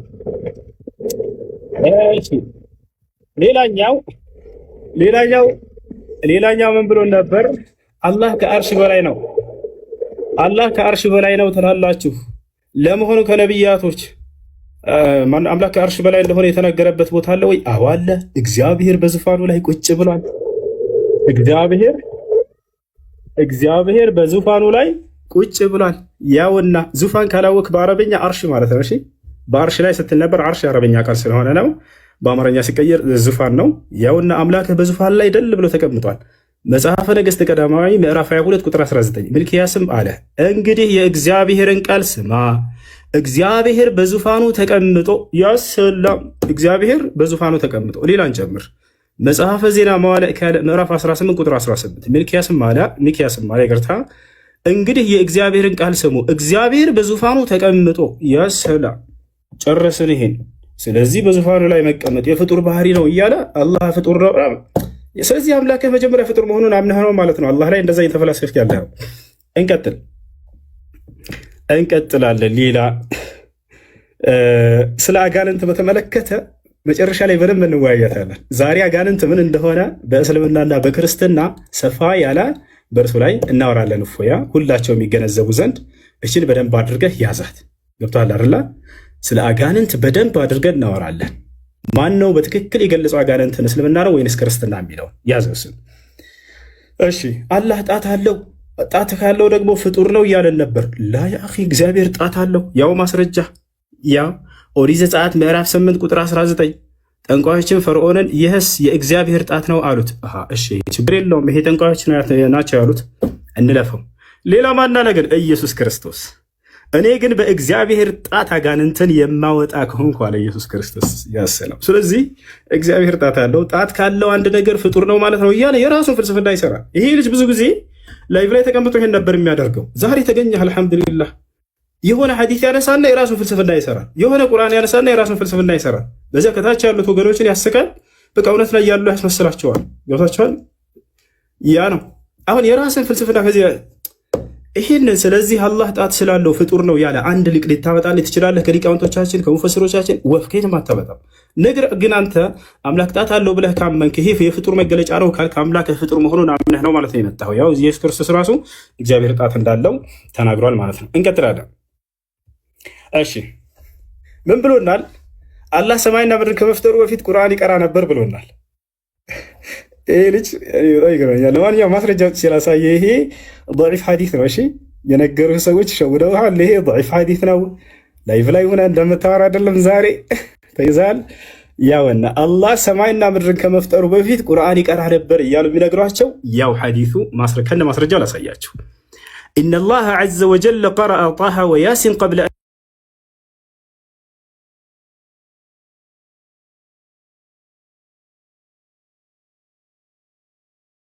هذا وطوبى لألسنة تنطق بهذا. حديث من دنو ضعيف يا إسناده ضعيف እና ውሸት የሆነ ሐዲስ ነው። ላይቭ ላይ ከፍቶ ሲያወራ የሚውለው ታዲያ እንደዛ መስሎ ዛሬ መጣ ከሙስሊሞች ፊት ያው ውሸት መሆኑ ተጋለጠ። ምን ሁልጊዜ ባገኘውና እንደዚህ ሁሌ በገለጥኩልህ ከዚህ በኋላ የምትገባ ይመስለኛል እንዲህ አይነት ውሸት እያዋሸ ከፊታቸው። ለማንኛውም እስኪ ወደ አማርኛ እንቀይርላቸው። አረበኛ ነው ብሎ በአረበኛ ተደብቃቸው እንዳይል ያው እና እዚህ ጋር የሐዲሱ ሰንሰለት ደካማ ነው። የትረካ ሰንሰለቱ ደካማ ነው። ضعيف ሐዲስ ነው ይዘህ የምትመጣው። ከዚህ በኋላ ضعيف ሐዲስ ይዘህ እንዳትመጣ አጣራ። መጀመሪያ ጠይቅሽ ሙስሊሞችን ይሄ ነገር እንዴት ነው? ضعيف ነው ሐዲስ ነው እኔ እንዳው ሰው የሆነ መስሎኝ ነው ምናምን እያልክ ያንን እንድትል ጥሩ ነው።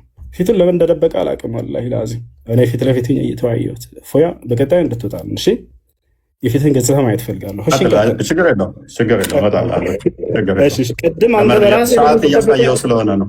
አይሽ ነው። እሺ ተስማማ በቃ እሺ።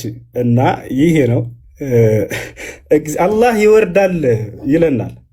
ማን ነው ከነቢያት አላህ ይወርዳል ብሎ ያስተማረ? ያ በደንብ አድርጎ እግዚአብሔር ይወርዳል። ኦሪት ዘፍጥረት ምዕራፍ 11 ቁጥር 5 ያው እግዚአብሔርም የአዳም ልጆች የሰሩትን ከተማና ግንብ ለማየት ወረደ። ምድር ላይ ግንብና ከተማ ለማየት ይወርዳል እግዚአብሔር ያሰላም። ስለዚህ ምን ብሎ ቀደም የሆነ እንትን አስቀምጧል። አላህ ይወርዳል ከተባለ ስለዚህ ፍጡር ነው አለ። ተመልከቱ፣ አላህ ይወርዳል ስለተባለ ፍጡር ነው ያለ አንድ ሙፈሲር አምጣ ብለህ ወፍ የትም አታመጣም። የማን ነው? የአንተ ፍልስፍና። ነገር ግን ይህንን መስፈርት አንተ የፍጡርነት መስፈርት ካደረግከው እግዚአብሔር ፍጡር መሆኑን አምነህ ነው ማለት ነው የመጣኸው። አሁንም ገብቶሃል አይደል? እያንዳንዱ ለምታነሳው ትችት ሁሉ በመጽሐፍህ ላይ አለፉ። ምናልባት አንተ መጽሐፉን ላታውቅ ትችላለህ። ገብቶሃል? ስለ መጽሐፍ ስለ ክርስትና ብዙ የምታውቅም አይመስለኝም። እኔ አላውቅም ብቻ ገብታችኋል። ቢያውቅ ኖሮ ይሄ ልጅ ለትችት አያመጣውም ነበር። ቁርአንና ሐዲስ ላይ ያለውን ያው መጽሐፌ ላይ ያለ እኮ እንዴት ነው ሰዎች ላይ ያለውን ሂጅ ልተች የምችለው ብሎ ያውቅ እንትን ራሱን ይወቅስ ነበር። ገብታችኋል። ግን መጽሐፉን አያውቅም። ያው መጽሐፍህ ላይ አምላክ ይወርዳል እኮ ለዚያውም ግንብና ህንፃ ለማየት ምድር ላይ የተሰራ ግንብና ህንፃ ለማየት ይሄ ነው። እና ፎያ ከዚህ በኋላ ይሄንን ባትደግሚው ሌላ ቦታ ላይ ነው። እሺ እና ይህ ነው። ሌላኛው ተውሂድን ያስተማረ ነብይ እያለ ነበር።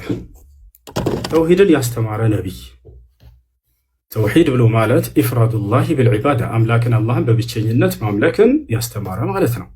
ታዲያ ነብያቶች ሁሉ አንዱን አምላክ በብቸኝነት አስተምሩ እያሉ በደንብ አስተምረዋል። ገብተዋል። ይሄ በመጽሐፍህም ላይ አለ። አንዱን አምላክ እንድታመልኩ በእኛም መጽሐፍ ላይ አለ። ለናሙናነት ያክል ከአንተ መጽሐፍ ከእኛ መጽሐፍ እንግለጽ።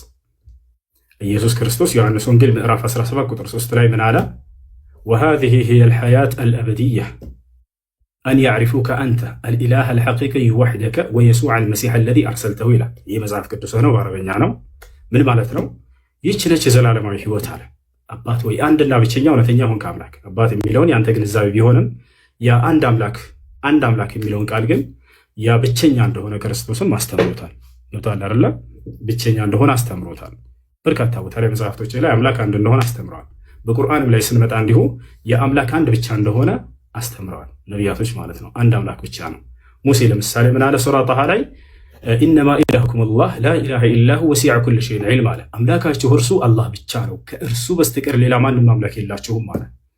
ነገር ግን ባይሆን በዚሁ አንጻር ወደ አንተ ስንመጣ ጊዜ አምላክ አንድም ሶስትም ነው ብለህ ታምናለህ አንተ ክርስቲያን እንደመሆነ መጠን ገብቶሃል አይደል? ስለዚህ ያ በመለኮት አንድ በአካል ሶስት ብሎ ወይንም ደግሞ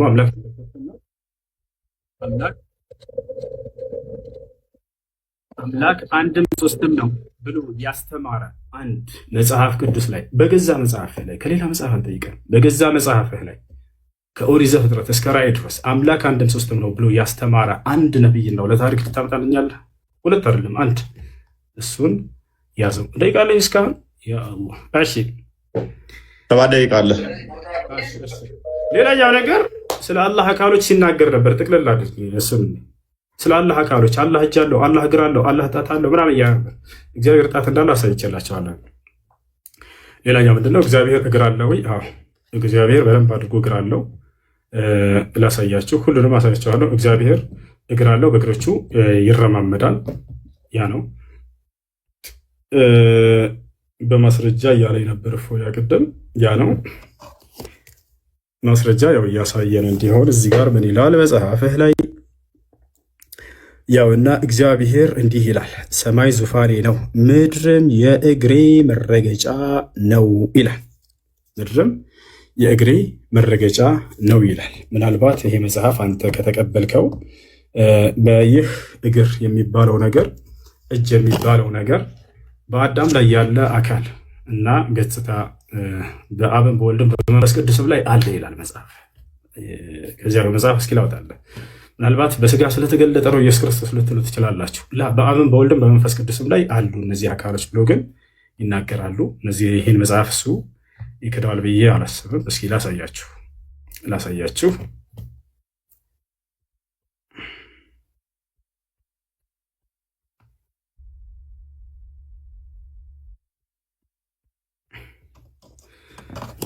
እሺ ያውና እዚህ ጋር መጽሐፈ ሚላድ ምዕራፍ 10 ላይ በአዳም ላይ ያለው መልክ ሁሉ በአብና በወልድ በመንፈስ ቅዱስም አለ። አሁን ሊዘረዝርልህ ነው የአካሎችን አይነት በደንብ አድርገህ አዳምጥ። ቅድም ያነሳቸውን በአላህ ስብሐነ ወተዓላ ላይ በአብም በወልድም በመንፈስ ቅዱስም ላይ አለ።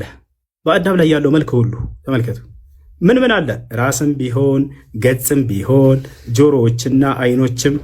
ጆሮዎች አላቸው አምላክ፣ አይኖች አላቸው አምላክ፣ አፍንጫ አለው፣ ከንፈርም ቢሆኑ እጆች አሉት፣ እግሮች አሉት። ቅድም እጅ አለው እግር አለው አላህ እንዴት አምላክ ይሆናል? ስለዚህ ይሄ ፍጡር ነው ማለት ነው እያለ ሲናገር ነበር። ስለዚህ አብም ወልድም መንፈስ ቅዱስም ሶስቱም ፍጡሮች ናቸው። መሰረት በአንተ ግንዛቤ መሰረት ጀባ ብለናል። ሶስት ፍጡሮች እያመለክ ነው። ያው ሁላቸውም አንተ የገለጽካቸው ሁሉ አካሎች አሉ። እዚህ ጋር ያው እጆች አሉት እግሮች አሏቸው፣ ብቶችን ቢሆኑ ይላል። እስኪ ይህችን ትነግረናለህ። ምን ቃል እንደወጣች እዚህ ጋር ብልቶች ነው ወይስ ምንድን ነው? ብቶች ብሎ ተቀምጧል። አላህ አለም። እኔ ከራሴ ልናገር አልፈልግም። በሰው እምነት ላይ ብቶች ብሎ እዚህ ጋር አስቀምጦታል። አንተ ትነግረናለህ። ይህን ሽፋ ለአብና ለወልድ ለመንፈስ ቅዱስም ሙሉ አካል አላቸው ይላል። ሃይማኖታቸው የቀና 318ቱ ሊቃውንት አባቶቻችን እንደተናገሩ ለእግዚአብሔር አይኖችና ጆሮዎች፣ እጆች፣ እግሮች፣ ሌሎችም የቀሩት አካላት እንዳሉት እናምናለን ይላል። እፎይስ ይህን ያምናል ወይ? አባቶቹ እንዳመኑ አላውቅም። ቅድም በአላህ ላይ ያነሳ ሲተቻቸው ነበር እነዚህን አካሎች ብሏቸው አላረም። ታዲያ እፎይ እንደ አባቶቹ ያምናል ወይስ የአባቶቹ ተቃራኒ ሆኖ እነዚህን ይክዳቸዋል? ይህንንም በኋላ የሚነግረን ይሆናል ማለት ነው። ሌላ ምን ላውራ? እግዚአብሔር ባል ነው ተብሎ ተገልጿል። ቀደም እንደ አይነት ነገር ስታወራ ነበር አይደለ? እግዚአብሔር ባል ነው ተብሎ ተገልጿል። ፈጣሪሽ ባልሽ ነው፣ ስሙም እግዚአብሔር ነው ይላል። ፈጣሪሽ ይህ ነው በማስረጃ ባልሽ ነው። ያው ፈጣሪሽ ባልሽ ነው፣ ስሙም የሰራዊት ጌታ እግዚአብሔር ነው። ያሰላም። ሌላስ የእግዚአብሔርን አካሎች እንዘርዝራቸው። እኔ እነዚህን ሳለሳ ወላሂ ላዚም ለመሳለቅ አይደለም። ማንም ሙስሊም በዚህ እንዲሳለቅ አልፈልግም። ነገር ግን መጽሐፉ ላይ የተጻፈውን ነው የምናነሳው። ገብታችኋል? መጽሐፉ ላይ የተጻፈውን ነው የምናነሳው። ያ ነው። ማንም ሰው እዚህ ቦታ ላይ በነቢያትም ሆነ በአምላክ ላይ እንዲሳለቅ አንፈልግም። እነዚህን ነገራቶች ነሕኑ ነዕተቂድ እነ ሃኡላ حرفوا كتبهم كما قال النبي صلى الله عليه وسلم وعبد الله بن عباس ولا نتطاول على أعراض الأنبياء وعرض الله عز وجل المذكور في الكتاب المقدس لا تقال يهينو أشي አሁን ደቂቃ ስላለኝ እፎይ ስለ አጋንንት ብናወራበት ምን ይመስልሃል? አጋንንት በዚህ በ3 ደቂቃ እፎይ እድል ስጥህና እናውራ። አሁን አጋንንት በእስልምናና በክርስትና ሪባ ትላለን ገና እኮ 10 ደቂቃ ቀጥላውን ደቂቃን ጨርስ ተወያይ። እሺ በቃ እሺ እንግዲህ ስለ አጋንንት እናወራበትን ዛሬ ስለ አጋንንት በደንብ ትረዳላችሁ ክርስቲያኖች፣ በደንብ እናወራለን። ቀጥላውን ደቂቃ 2 ደቂቃ አለ። እሺ ጣልቃት ጨረስክ እንዴ? አንዴ ሚውት አድርገው። ደቂቃ አለኝ አብሽር። ከፈለክ ልጨፍርበት። ረጋ በል። ሚውት አድርገው። እሺ ለማንኛውም ሌላም ነገራቶችን ማንሳት ካስፈልግና እናነሳ ነበረ። እግዚአብሔር እግሮች አሉት፣ በእግሮቹ ሰፈር ለሰፈር እንደሚዞር ይናገራል። እሱንም በማስረጃ ላሳያችሁ መሰለኝ።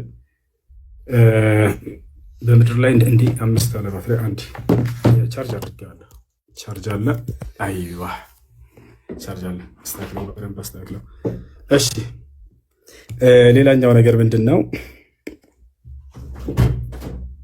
እግዚአብሔር ሰፈር ለሰፈር ይዞራል ያልኩባቸውን ላውጣላቸው እስኪ። እግዚአብሔር እንግዲህ ከመጽሐፍ ቅዱስ ላይ ምን ይላል? ክርስቲያኖችን ወይንም የመጽሐፉን ተከታዮች ሲያዛቸው ከሰፈራችሁ ወጣ ብላችሁ መጽዳዳት በምትፈልጉ ጊዜ መቆፈሪያ ያዙ ተብላችኋል። መቆፈሪያ ያዙ አለ እግዚአብሔር። ከዚያስ መቆፈሪያ ከይዛችሁ ከሄዳችሁ በኋላ ተጽዳዳታችሁ አይነ ምድራችሁን ስትጨርሱ ድፈኑት፣ ቆፍሩና ቅበሩት አለ እግዚአብሔር። ለምን ከተባለ እኔ ጌታ እግዚአብሔር ሰፈር ለሰፈር ስለምዛወር አለ። እርኩስ ነገር አይቼ እንዳሳልባርከ እንዳልመለስ። አያቸው አይደለ? ሰፈር ለሰፈር እግሮች አሉት፣ በሰፈር ለሰፈር ይዞራል። ካካካዬ ይመለሳል። ከዚህ አካባቢ ቅድም የተገደበ ነው አምላካችሁ ፍጡር ነው ማለት ነው እያለን ነበር። በዚያ ባለበት ቦታ አይገኝም እኮ እግዚአብሔር። እና ላሳየህ፣ ያው ላሳየህ እንዳለ አምላክን ፍጡር ለማድረግ የሄደበት መንገድ አላህን ሙሉ መጽሐፉ ላይ አለ። የሚገርማችሁ ላሳያችሁ። አንዴ ሳይዘጋብኝ ዘዳገባ ያዙ። አንዴ ሳይዘጋብኝ ቶሎ ላሳየው። ሳይዘጋብኝ ማለት ምንድን ነው? ኡስታዝ ገና እኮ ነው። አንዴ ቤት አድርግ ያውና እንዳወጣው ሚዩት አድርግ። ለመጸዳዳት ከ12 ተከታተሉ። ለመጸዳዳት የሚሆንህን ቦታ ከሰፈርህ ውጭ አዘጋጅ አለ እግዚአብሔር። ከዚያስ ከትጥቅህም ጋር መቆፈሪያህን ያዝ። በምትጸዳዳበትም ጊዜ አፈር ቆፍረህ በአይነ ምድርህ ላይ መልስበት። አምላክህ እግዚአብሔር ሊጠብቅህ ጠላቶችህንም በእጅ አሳልፎ ሊሰጥህ በሰፈር ውስጥ ስለሚዘዋወር በመካከልህ አንዳች ነገር አይቶ ከአንተ እንዳይመለስ ሰፈርህ የተቀደሰ ይሁን። አላሁ አክበር። እግዚአብሔር ካከፈክታችሁ ወይም ተጽዳርታችሁ በዚያ አካባቢ ላይ አልመጣም አለ። በቃ በዚያ ቦታ የማይገኝ ከሆነ የተገደበ ነው። ስለዚህ የተገደበ ከሆነ ፍጡር ነው ካል የተገደበ ነው ማለት ነው። ሌላው ጨርሳል። ኦኬ 10 ደቂቃ አይሽ ያው ይታያል። ይታያል። ብትመጣ በቪዲዮ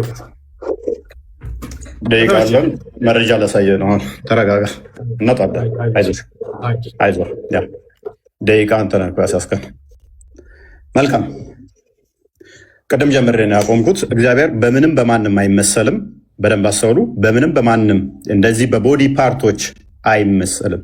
እግዚአብሔር ቦዲ ፓርቶች አሉት ተብሎ እጅ፣ ጣት፣ እንደዚህ አይነት ነገሮች ተከፋፍለው የፍጡራን መገለጫ የሆኑ ለፈጣሪ አሉት ብለን አናምንም። ነገር ግን በመጽሐፍ ቅዱስ ላይ ግብረ አካላት የሚባሉ አሉ። በግብረ አካላት ተገልጸዋል። እሱ ያመጣው ምንድነው? እሱ መጽሐፈ ሜላድን ጠቅሷል። ምዕራፍ 10 ላይም አለ። እንዲሁም ደግሞ ሰለስቱ ምዕት ላይ ብሎም ጠቅሶታል። እነኝን የጠቀሳቸው እነኝን እጠይቅሃለሁኝ ና ተመለስ። እነኝን ከሶርሳቸው ታመጣለህ ማለት ነው። ታመጣታለህ ከሶርሳቸው ታመጣለህ ማለት ነው። እነኝን ከሶርሳቸው ቀጥታ ታመጣለህ። አትናቴዎስ ግን በደንብ አስተውል። አትናቴዎስ ይህንን እንዳላለን ያሳያለው ማለት ነው። አትናቴዎስ አላለም። ልክ እኛ እናንተን ስንጠይቃችሁ አረብኛውን አምጣ ወይንም እንደዚህ እንደምትሉት አንተም ኦሪጂናሉን ታመጣለህ ማለት ነው። ቅዱስ አትናቴዎስ እንደዛ አላለም። ቅዱስ አትናቴዎስ እንደዛ እንዳላለ ላሳየ። ሰለስቱ ምዕት የተጠቀሰው ከዛ ስለሆነ ስህተት ነው። አንተ የጠቀስከው ቅዱስ አትናቴዎስ እንደዛ ስላላለ ማለት ነው። ለእግዚአብሔር ፊት፣ ኋላ፣ ጀርባ አይነገርለትም የሚነገርለት ስላልሆነ ማለት ነው። ስለዚህ አትናቴዎስ ብሏል ተብሎ በአትናቴዎስ ላይ የተነገረው ያንኛው መረጃ እንድታመጣ እንጋብዛለን ማለት ነው። ለምሳሌ እዚህ ጋር ላሳየ ይታያል ብዬ አስባለሁ። ዓይን የመስሚያ አካል አይደለም? ጆሮ የኋለኛው የመስሚያ አካል አይደለምን? እነሆ ደረት አይደለምን? እንደገና አንገትም እግርም አይደለም? ነገር ግን እያንዳንዱ የራሱ ስራ አለው። አንዱ ነጠላ ሰውነት ከነዚህ ክፍሎች የተገነባ ነው። ይህ ለአምላክ የሚሰጥ ከሆነ የሚከተሉትን ያመጣል። አንደኛ ከላይ እንዳየነው እርሱ ራሱን አይመስልም ያሰኛል። ሁለተኛ ተፈጥሯዊ በሆነ ሁኔታ የአካል ክፍሎች እንደሚከፋፈሉ እርሱንም እንደገና እንዲከፋፈል እናደርገዋለን ይላል። በመሆኑም እግዚአብሔር የአካል ክፍሎች አሉት ማለት ተገቢ አለመሆኑን ይልቅ ያትታል።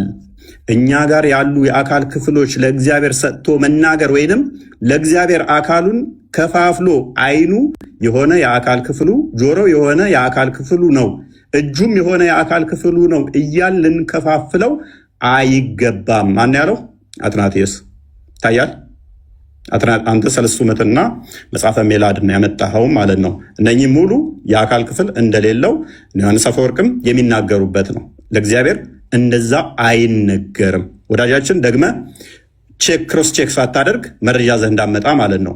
ምክንያቱም እግዚአብሔር ምንድነው ብለን ነው የምናምነው? እኛ እግዚአብሔር ምንድነው ብለን ነው የምናምነው?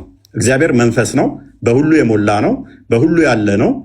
እግዚአብሔር መንፈስ እንደመሆኑ ለእርሱ መሄድ፣ መምጣት፣ መቆም፣ መነሳት አይነገርም። እሱን መማር አለብህ ውሳስ። እግዚአብሔር በሁሉ የሞላ ነው። እኔ የቅርብ አምላክ ነኝ እንጂ የሩቅ አምላክ አይደለውም። ሰው በስውር ቢሸሸግ እኔ አላየውም። ሰማይንና ምድርን የሞላ ሁኔ አይደለውም ይላል እግዚአብሔር። ማን? ሰማይና ምድርን የሞላ ነው እሱ። ስለዚህ ሰማይና ምድርን የሞላው እርሱ መሄድ፣ መምጣት፣ መቆም፣ መነሳት እነኛ አይነገሩለትም። እነኛ የተነገሩትን ካመጣ ይተረጎማሉ። ትርጓሜያቸው ምንድን ነው? ከመገለጥ አንጻር የተነገሩ ናቸው።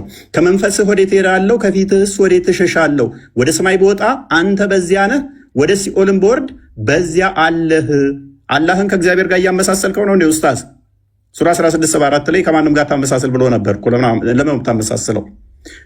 አላህ ጭንቅላት ተገኝቶለን ነው አለው ራስም ምናምን ብለህ ያልከው? አላህ ጭንቅላት አለው የሚል ከቁርአን ላይ አንድ ጥቅስ ትሰጠኛለህ ማለት ነው? ወይንስ ነቢያቶች አዎ አላህ ጭንቅላት አለው ብለው ሰብከዋል ብለህ ታምናለህ? አላህ ጭንቅላት አለው ማለት ነው? ስለ ዙፋን አንስተሃል።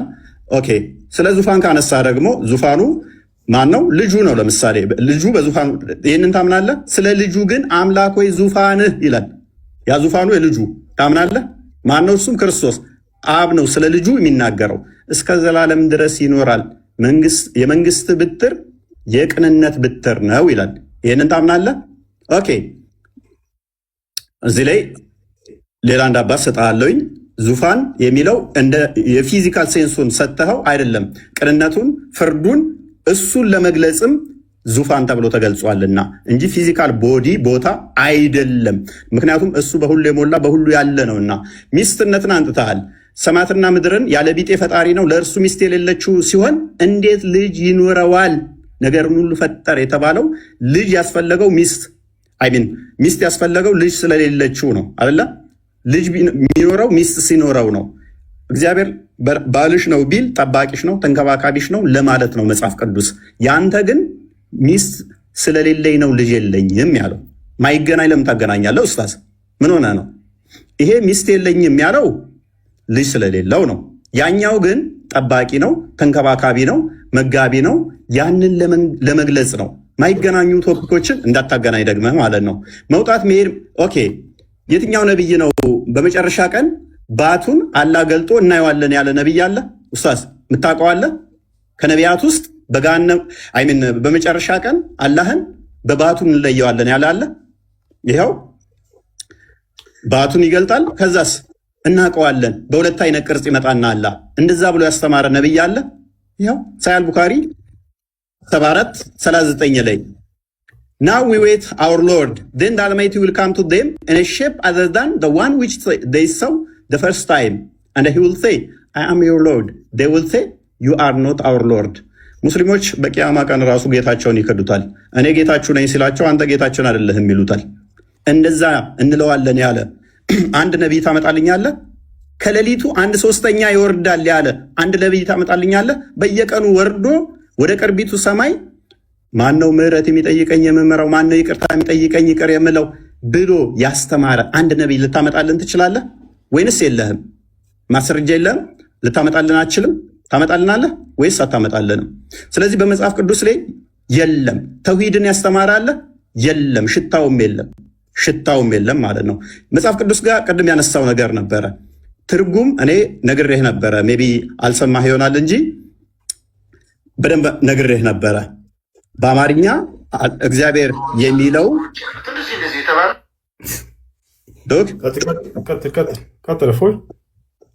አዳምጥ።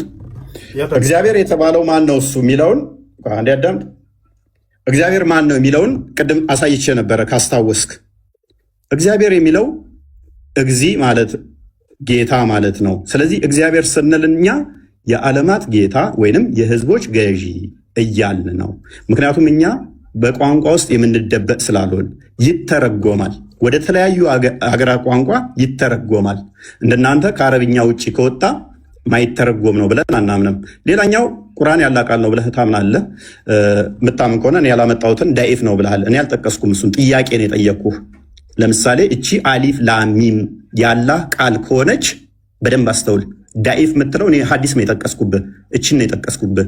አሊፍ ላሚም ያላህ ቃል ከሆነች አላህ ቃል ንግግር የሚናገር ከሆነ እችን ተናግሯታል ፍጥረትን ከመፍጠሩ በፊት ወይንስ ፍጥረትን ሲፈጥር ነው እችን የተናገራት? ስለዚህ አላህ ከባህሪያቱ ኤክሰርሳይዝ ያላደረገው ፍጥረትን ሲፈጥር ብቻ የሚያደርገው ባህሪ ነበረው ማለት ነው። ፍጡር ያልሆነ ነገር ግን ፍጡር የሚያስፈልገው ነው ማለት ነው። አላህ ለመናገር ፍጡር ያስፈልገዋል። ፍጡርን ካልፈጠረ አሊፍ ላሚም ብሎ መናገር አይችልም ነበር ማለት ነው። ይችላል ካልክ ፍጥረትን ከመፍጠሩ በፊት አሊፍ ላሚም የሚል ነበር። እንዲሁም ደግሞ ሴቶቻችሁ ለእናንተ እርሻ ናችሁ የሚለውንም ይናገር ነበር። ለምሳሌ ይህንኛው ላይ በልሚል የለውም። ይህንን አላህ አስቀድሞ ብሎታል አላለውም? ለጅብሪል ከመናገሩ በፊት በአላህ ስም እጅግ በጣም ሩሩ በጣም አዛኝ ምስጋና ለአላህ ይገባው ምናምን እያለ የሚለው ይህንን ለጅብሪል ሲነግረው በቃል ነው ወይንስ አይደለም? በቃል ከሆነ ስለዚህ ያ ቃሉ ፍጥረትን ሳይፈጥርስ ብሎት ነበር አልነበረም? ምክንያቱም አስቀድሞ ካላለው በደንብ አስተውል፣ ፍጥረት ይፈልጋል ማለት ነው። የአላህ ቃል ፍጥረት ይፈልጋል ወይንም አላህ ባህሪውን የሚገልጸው ልክ ፍጥረት ሲኖር ብቻ ነው። ፍጥረት ከመኖሩ በፊት ይሄ የለም ነበር ማለት ነው። ቃሉ ምንም ሚውት ነበር ማለት ነው። ምንም አይናገር ነበር ማለት ነው። ወይንስ ፍጥረትን ከመፍጠሩ በፊት ይናገር ነበር ብዬ ቁርአንህን ነው እንጂ የጠየቅኩህ ሐዲስ አልጠየቅኩም። ደግመህ ሐዲስ እዘህ እንዳመጣ ማለት ነው። ተሳስተህ ሐዲስ እዘህ እንዳመጣ። ሌላኛው እግዚአብሔር 3 ነው ብሎ የሰበከ ምናምን ብለሃል። እኛ እግዚአብሔር 3 ነው ብለን አናምንም። ተሳስተሃል ኡስታዝ። እኛ እግዚአብሔር 1 ነው ብለን ነው የምናምነው። በመጀመሪያ እግዚአብሔር ሰማይና ምድርን ፈጠረ። ኤሎሄ የሚለው ፕሉራሊቲን ያሳያል። እኛ እግዚአብሔር አንድ አምላክ አለ ብለን ነው የምናምነው። ዘዳግም ላይ ምዕራፍ 6 ላይ እንደሚናገረው ሉክ ያ አንዱ እግዚአብሔር እስማ እስራኤል ሆይ አምላካችን እግዚአብሔር አንድ ነው ይላል። ይህ አንዱ እግዚአብሔር ለፍጥረታት ሁሉ አባት የሆነው እንጂ አንተ አላህ የምትለው ጭንቅላት የሌለው ባቱን ገልጦ የሚያሳየውን አላህ አይደለም። እሺ እንግዲህ ያው ከዚህ በኋላ አንድ 10 ደቂቃ ነው ያወራለህ መሰለኝ። እፎይ ጨርስ፣ በቃ አለች ሰከንድ። ኦኬ አሁን ስንት ደቂቃ? 10 ደቂቃ አለ። ይቀጥል። እሺ ጨርስ። ኖ አንተ ነህ እንጂ ያለ ማለት ይጀምር ብዬ ነው። ይጀምር፣ ያንተ አልጨረሰም። ኦኬ ሳልጨርስ ነው እንዲያስቆምገኝ። ይቅርታ። እሺ መጨመር ትችላለህ። አንድ ደቂቃ በቃ ጨምር። ይቅርታ ጨምር። ኦኬ አልጨረስኩም ነበረ። ያው ጨረስክ። ኦኬ እሺ እንትን አለ መስሎኝ ነበር።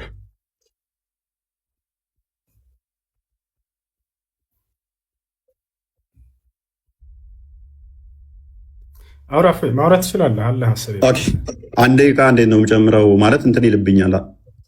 በቃ ወይንም ዝም ብለህ ትይዝልኛለህ። ልክ 10 ከ32 ሲሆን በዚሁ አንድ ደቂቃ ላይ ለምን አትይዝልኝም አንተ? አንድ ደቂቃ ይዘልኝሽ ጥሩ ላይ ሆነ ችግር የለም። በቃ እሺ አይ ኦኬ ላጥፋውና ወይንም በቃ አንድ ደቂቃ ብለውስ እንደሱ አድርጋ አይቻልም። እንደሱ አድርጋ ያውራታው ችግር የለም። ይሄም ሰከን ወደይጋ እንደዛ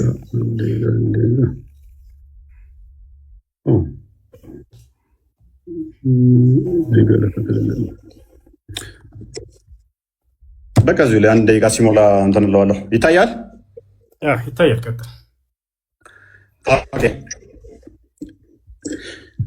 በሰማያት ያለው በምድርም ያለው መካከለኛው ምናምን ይልና አራማን በአርሹ ላይ ተደላደለ ይላል። ከኛ ጋር ስታካ መሳስለ ለማለፍ ሞክረሃል። አላህ በአርሹ ላይ ያለው በምኑ ነው? የት ነው ያለው አላህ? እኛ በሁሉ እንዳለ አሳይቻለሁ። እግዚአብሔር መንፈስ እንደሆነ አሳይቻለሁ። አንተ ከኛ ጋር ላመሳሰል የሞከርከው፣ አዎ እግዚአብሔር በሰማይ አለ በምድርም አለ። ያንተም አላህ እንደዛ ነው። ከኛ ጋር ልታመሳሰለው የሞከርከው መንፈስ ነው ያንተ አላህ። ካልሆነ የራስን ለምን አመልስም? ከአርሽ በላይ ያለውን አላህ ለምን አመልሰው? መንፈስ ነው ያንተ። እግዚአብሔር መንፈስ ነው፣ የሚሰግዱለትም በመንፈስና በእውነት ሊሰግዱለት ያስፈልጋቸዋል ይላል። ካልሆነ ከሰባተኛ ሰማይ በላይ ከአርሽ በላይ በዛት ነው ያለው። በምኑ ነው ያለው? ያንም መልስ። ባቱ የነ ያለው፣ እጁ የነ ያለው፣ እግሩ የነ ያለው። ከኛ ጋር ልታመሳስለው የሞከርከው፣ አዎ እግዚአብሔር እግሩ ምድር ሞልታለች አልክ። እግሩ መረገጫው ነች አልክ። ግዛቱ ነች ማለት ነው። እግሩ ግዛቱ ነች ማለትም ምድር የእግሬ መረገጫ ነች ስል ምድር የኔ ግዛት ነች፣ እኔ ነኝ የምገዛት፣ እኔ ነኝ የምቆጣጠራት ማለቱ ነው። በእኔ እግር ስር ነች ነው። እርሱ መንፈስ ስለሆነ በሁሉ የሞላ ስለሆነ በሁሉ ያለ ስለሆነ ማለት ነው። አይ ቲንክ ደቂቃ እንጨርሻለሁ። እሺ ደቂቃ እንጨርሳ። እንግዲህ ስለ አላህ የጠየቃቸውን ልመልስለት። እንዳለ እያነሳ ያለው የአላህ ስብሐነ ወተዓላን ባህሪያቶች በማንሳት ያንን እንዴት ነው አላህ ስለ ባህሪያቱ ሲናገር ጊዜ 5 የቁርአን አንቀጾችን እነዚያን አስመልክቶ እንዴት ማመን እንዳለብን ይናገራል። ከፍጥረታት ጋር የተመሳሰሉ መስለት ነው ልጁ። እንደዛ እንደማይመስሉ አላህ ቃል በቃል በቁርአን ላይ ተናግሯል። አላህ በቁርአን ላይ ሲናገር ለይሰ ከሚስሊሂ ሸይኡን ወሁወ ሰሚዑል በሲር ይላል ሱረት ሹራ ላይ። እኔን የሚመስል አንድስ እንኳ የለም ብሏል።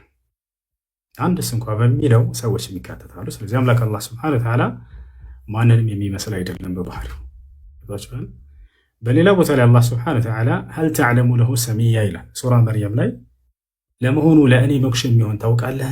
ማንም እኔን የሚሞካሸኝ የለም ይላል። እርሱን የሚመስል አንዳች እንኳ የለም። በሌላ ቦታ ላይ አምላክ አላህ ሱብሓነሁ ወተዓላ በሱረት ነሕል ላይ ምን አለ? ስለ ባህሪው ሲናገር ፈላ ተድሪቡ ሊላሂ አልአምሳል አለ። ለእኔ ለአምላካችሁ ለአላህ አምሳያ አተርድቡልኝ አለ። በሌላ ቦታ ላይ አምላክ አላህ በሱረቱል በቀራ ላይ ፈላ ተጅዐሉ ሊላሂ አንዳዳ ይላል። ለእኔ ለአላህ ቢጤ አታድርጉልኝ ይላል። እርሱን የሚመስለው ጭራሽ እንደሌለ በባህሪው በርካታ ቦታ ላይ ተናግሯል። ወለም የኩን ለሁ ኩፉወን አሐድ እያለ ተናግሯል። እኔን የሚመስል ማነው? እኔን የሚስተካከለኝ አንድስ እንኳ የለም እያለ አላህ ሱብሓነሁ ወተዓላ ተናግሯል። እሺ ይህ ልጅ ከሚያነሳቸው ነገራቶች የኛ አለው ስንል ጊዜ አካልን እንደው ምሳሌ ንግግር እንጂ በትክክል አለው ብለን የምናምን አይደለንም ይላል።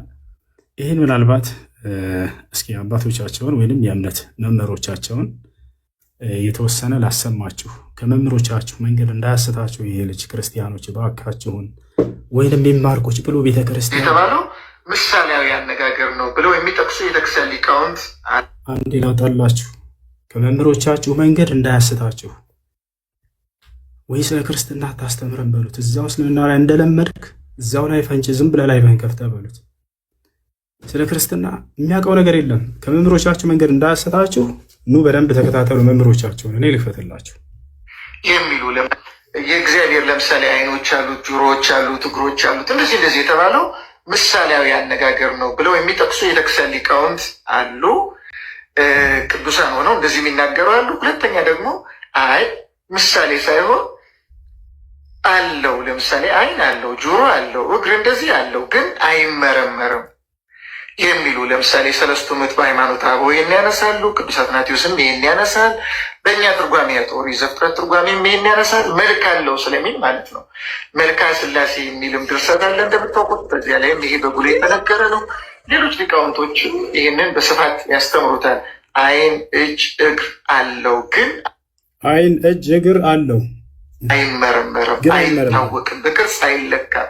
እግዚአብሔር ዓይን አለው ሲባል በምሳሌ ብቻ አይደለም፣ ያያል ለማለት ብቻ ሳይሆን ዓይን አለው ግን ምሳሌ ብቻ አይደለም። ምሳሌ ብቻ ነው ብሎ የልጅ ሲናገር ነበር። ይህ ተሳስተዋል።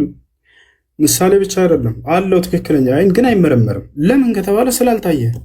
እግዚአብሔር ያየው አንድስ እንኳ የለም ይላል መጽሐፍ ቅዱስ ላይ ዮሐንስ ወንጌል ምዕራፍ 5 ቁጥር 36 አካባቢ ላይ ኢየሱስ ክርስቶስን አምላክን አንድስ እንኳ ያየው የለም ድምፁም የሰማ የለም ይላል። ስለዚህ ስለ እርሱ ባህሪ ይናገራል። ያ ነገር ምሳሌ ብቻ አይደለም እያሏቸው ነው። አለው ግን አይመረመርም ነው። እንዴት እንደሆነ አናውቅም።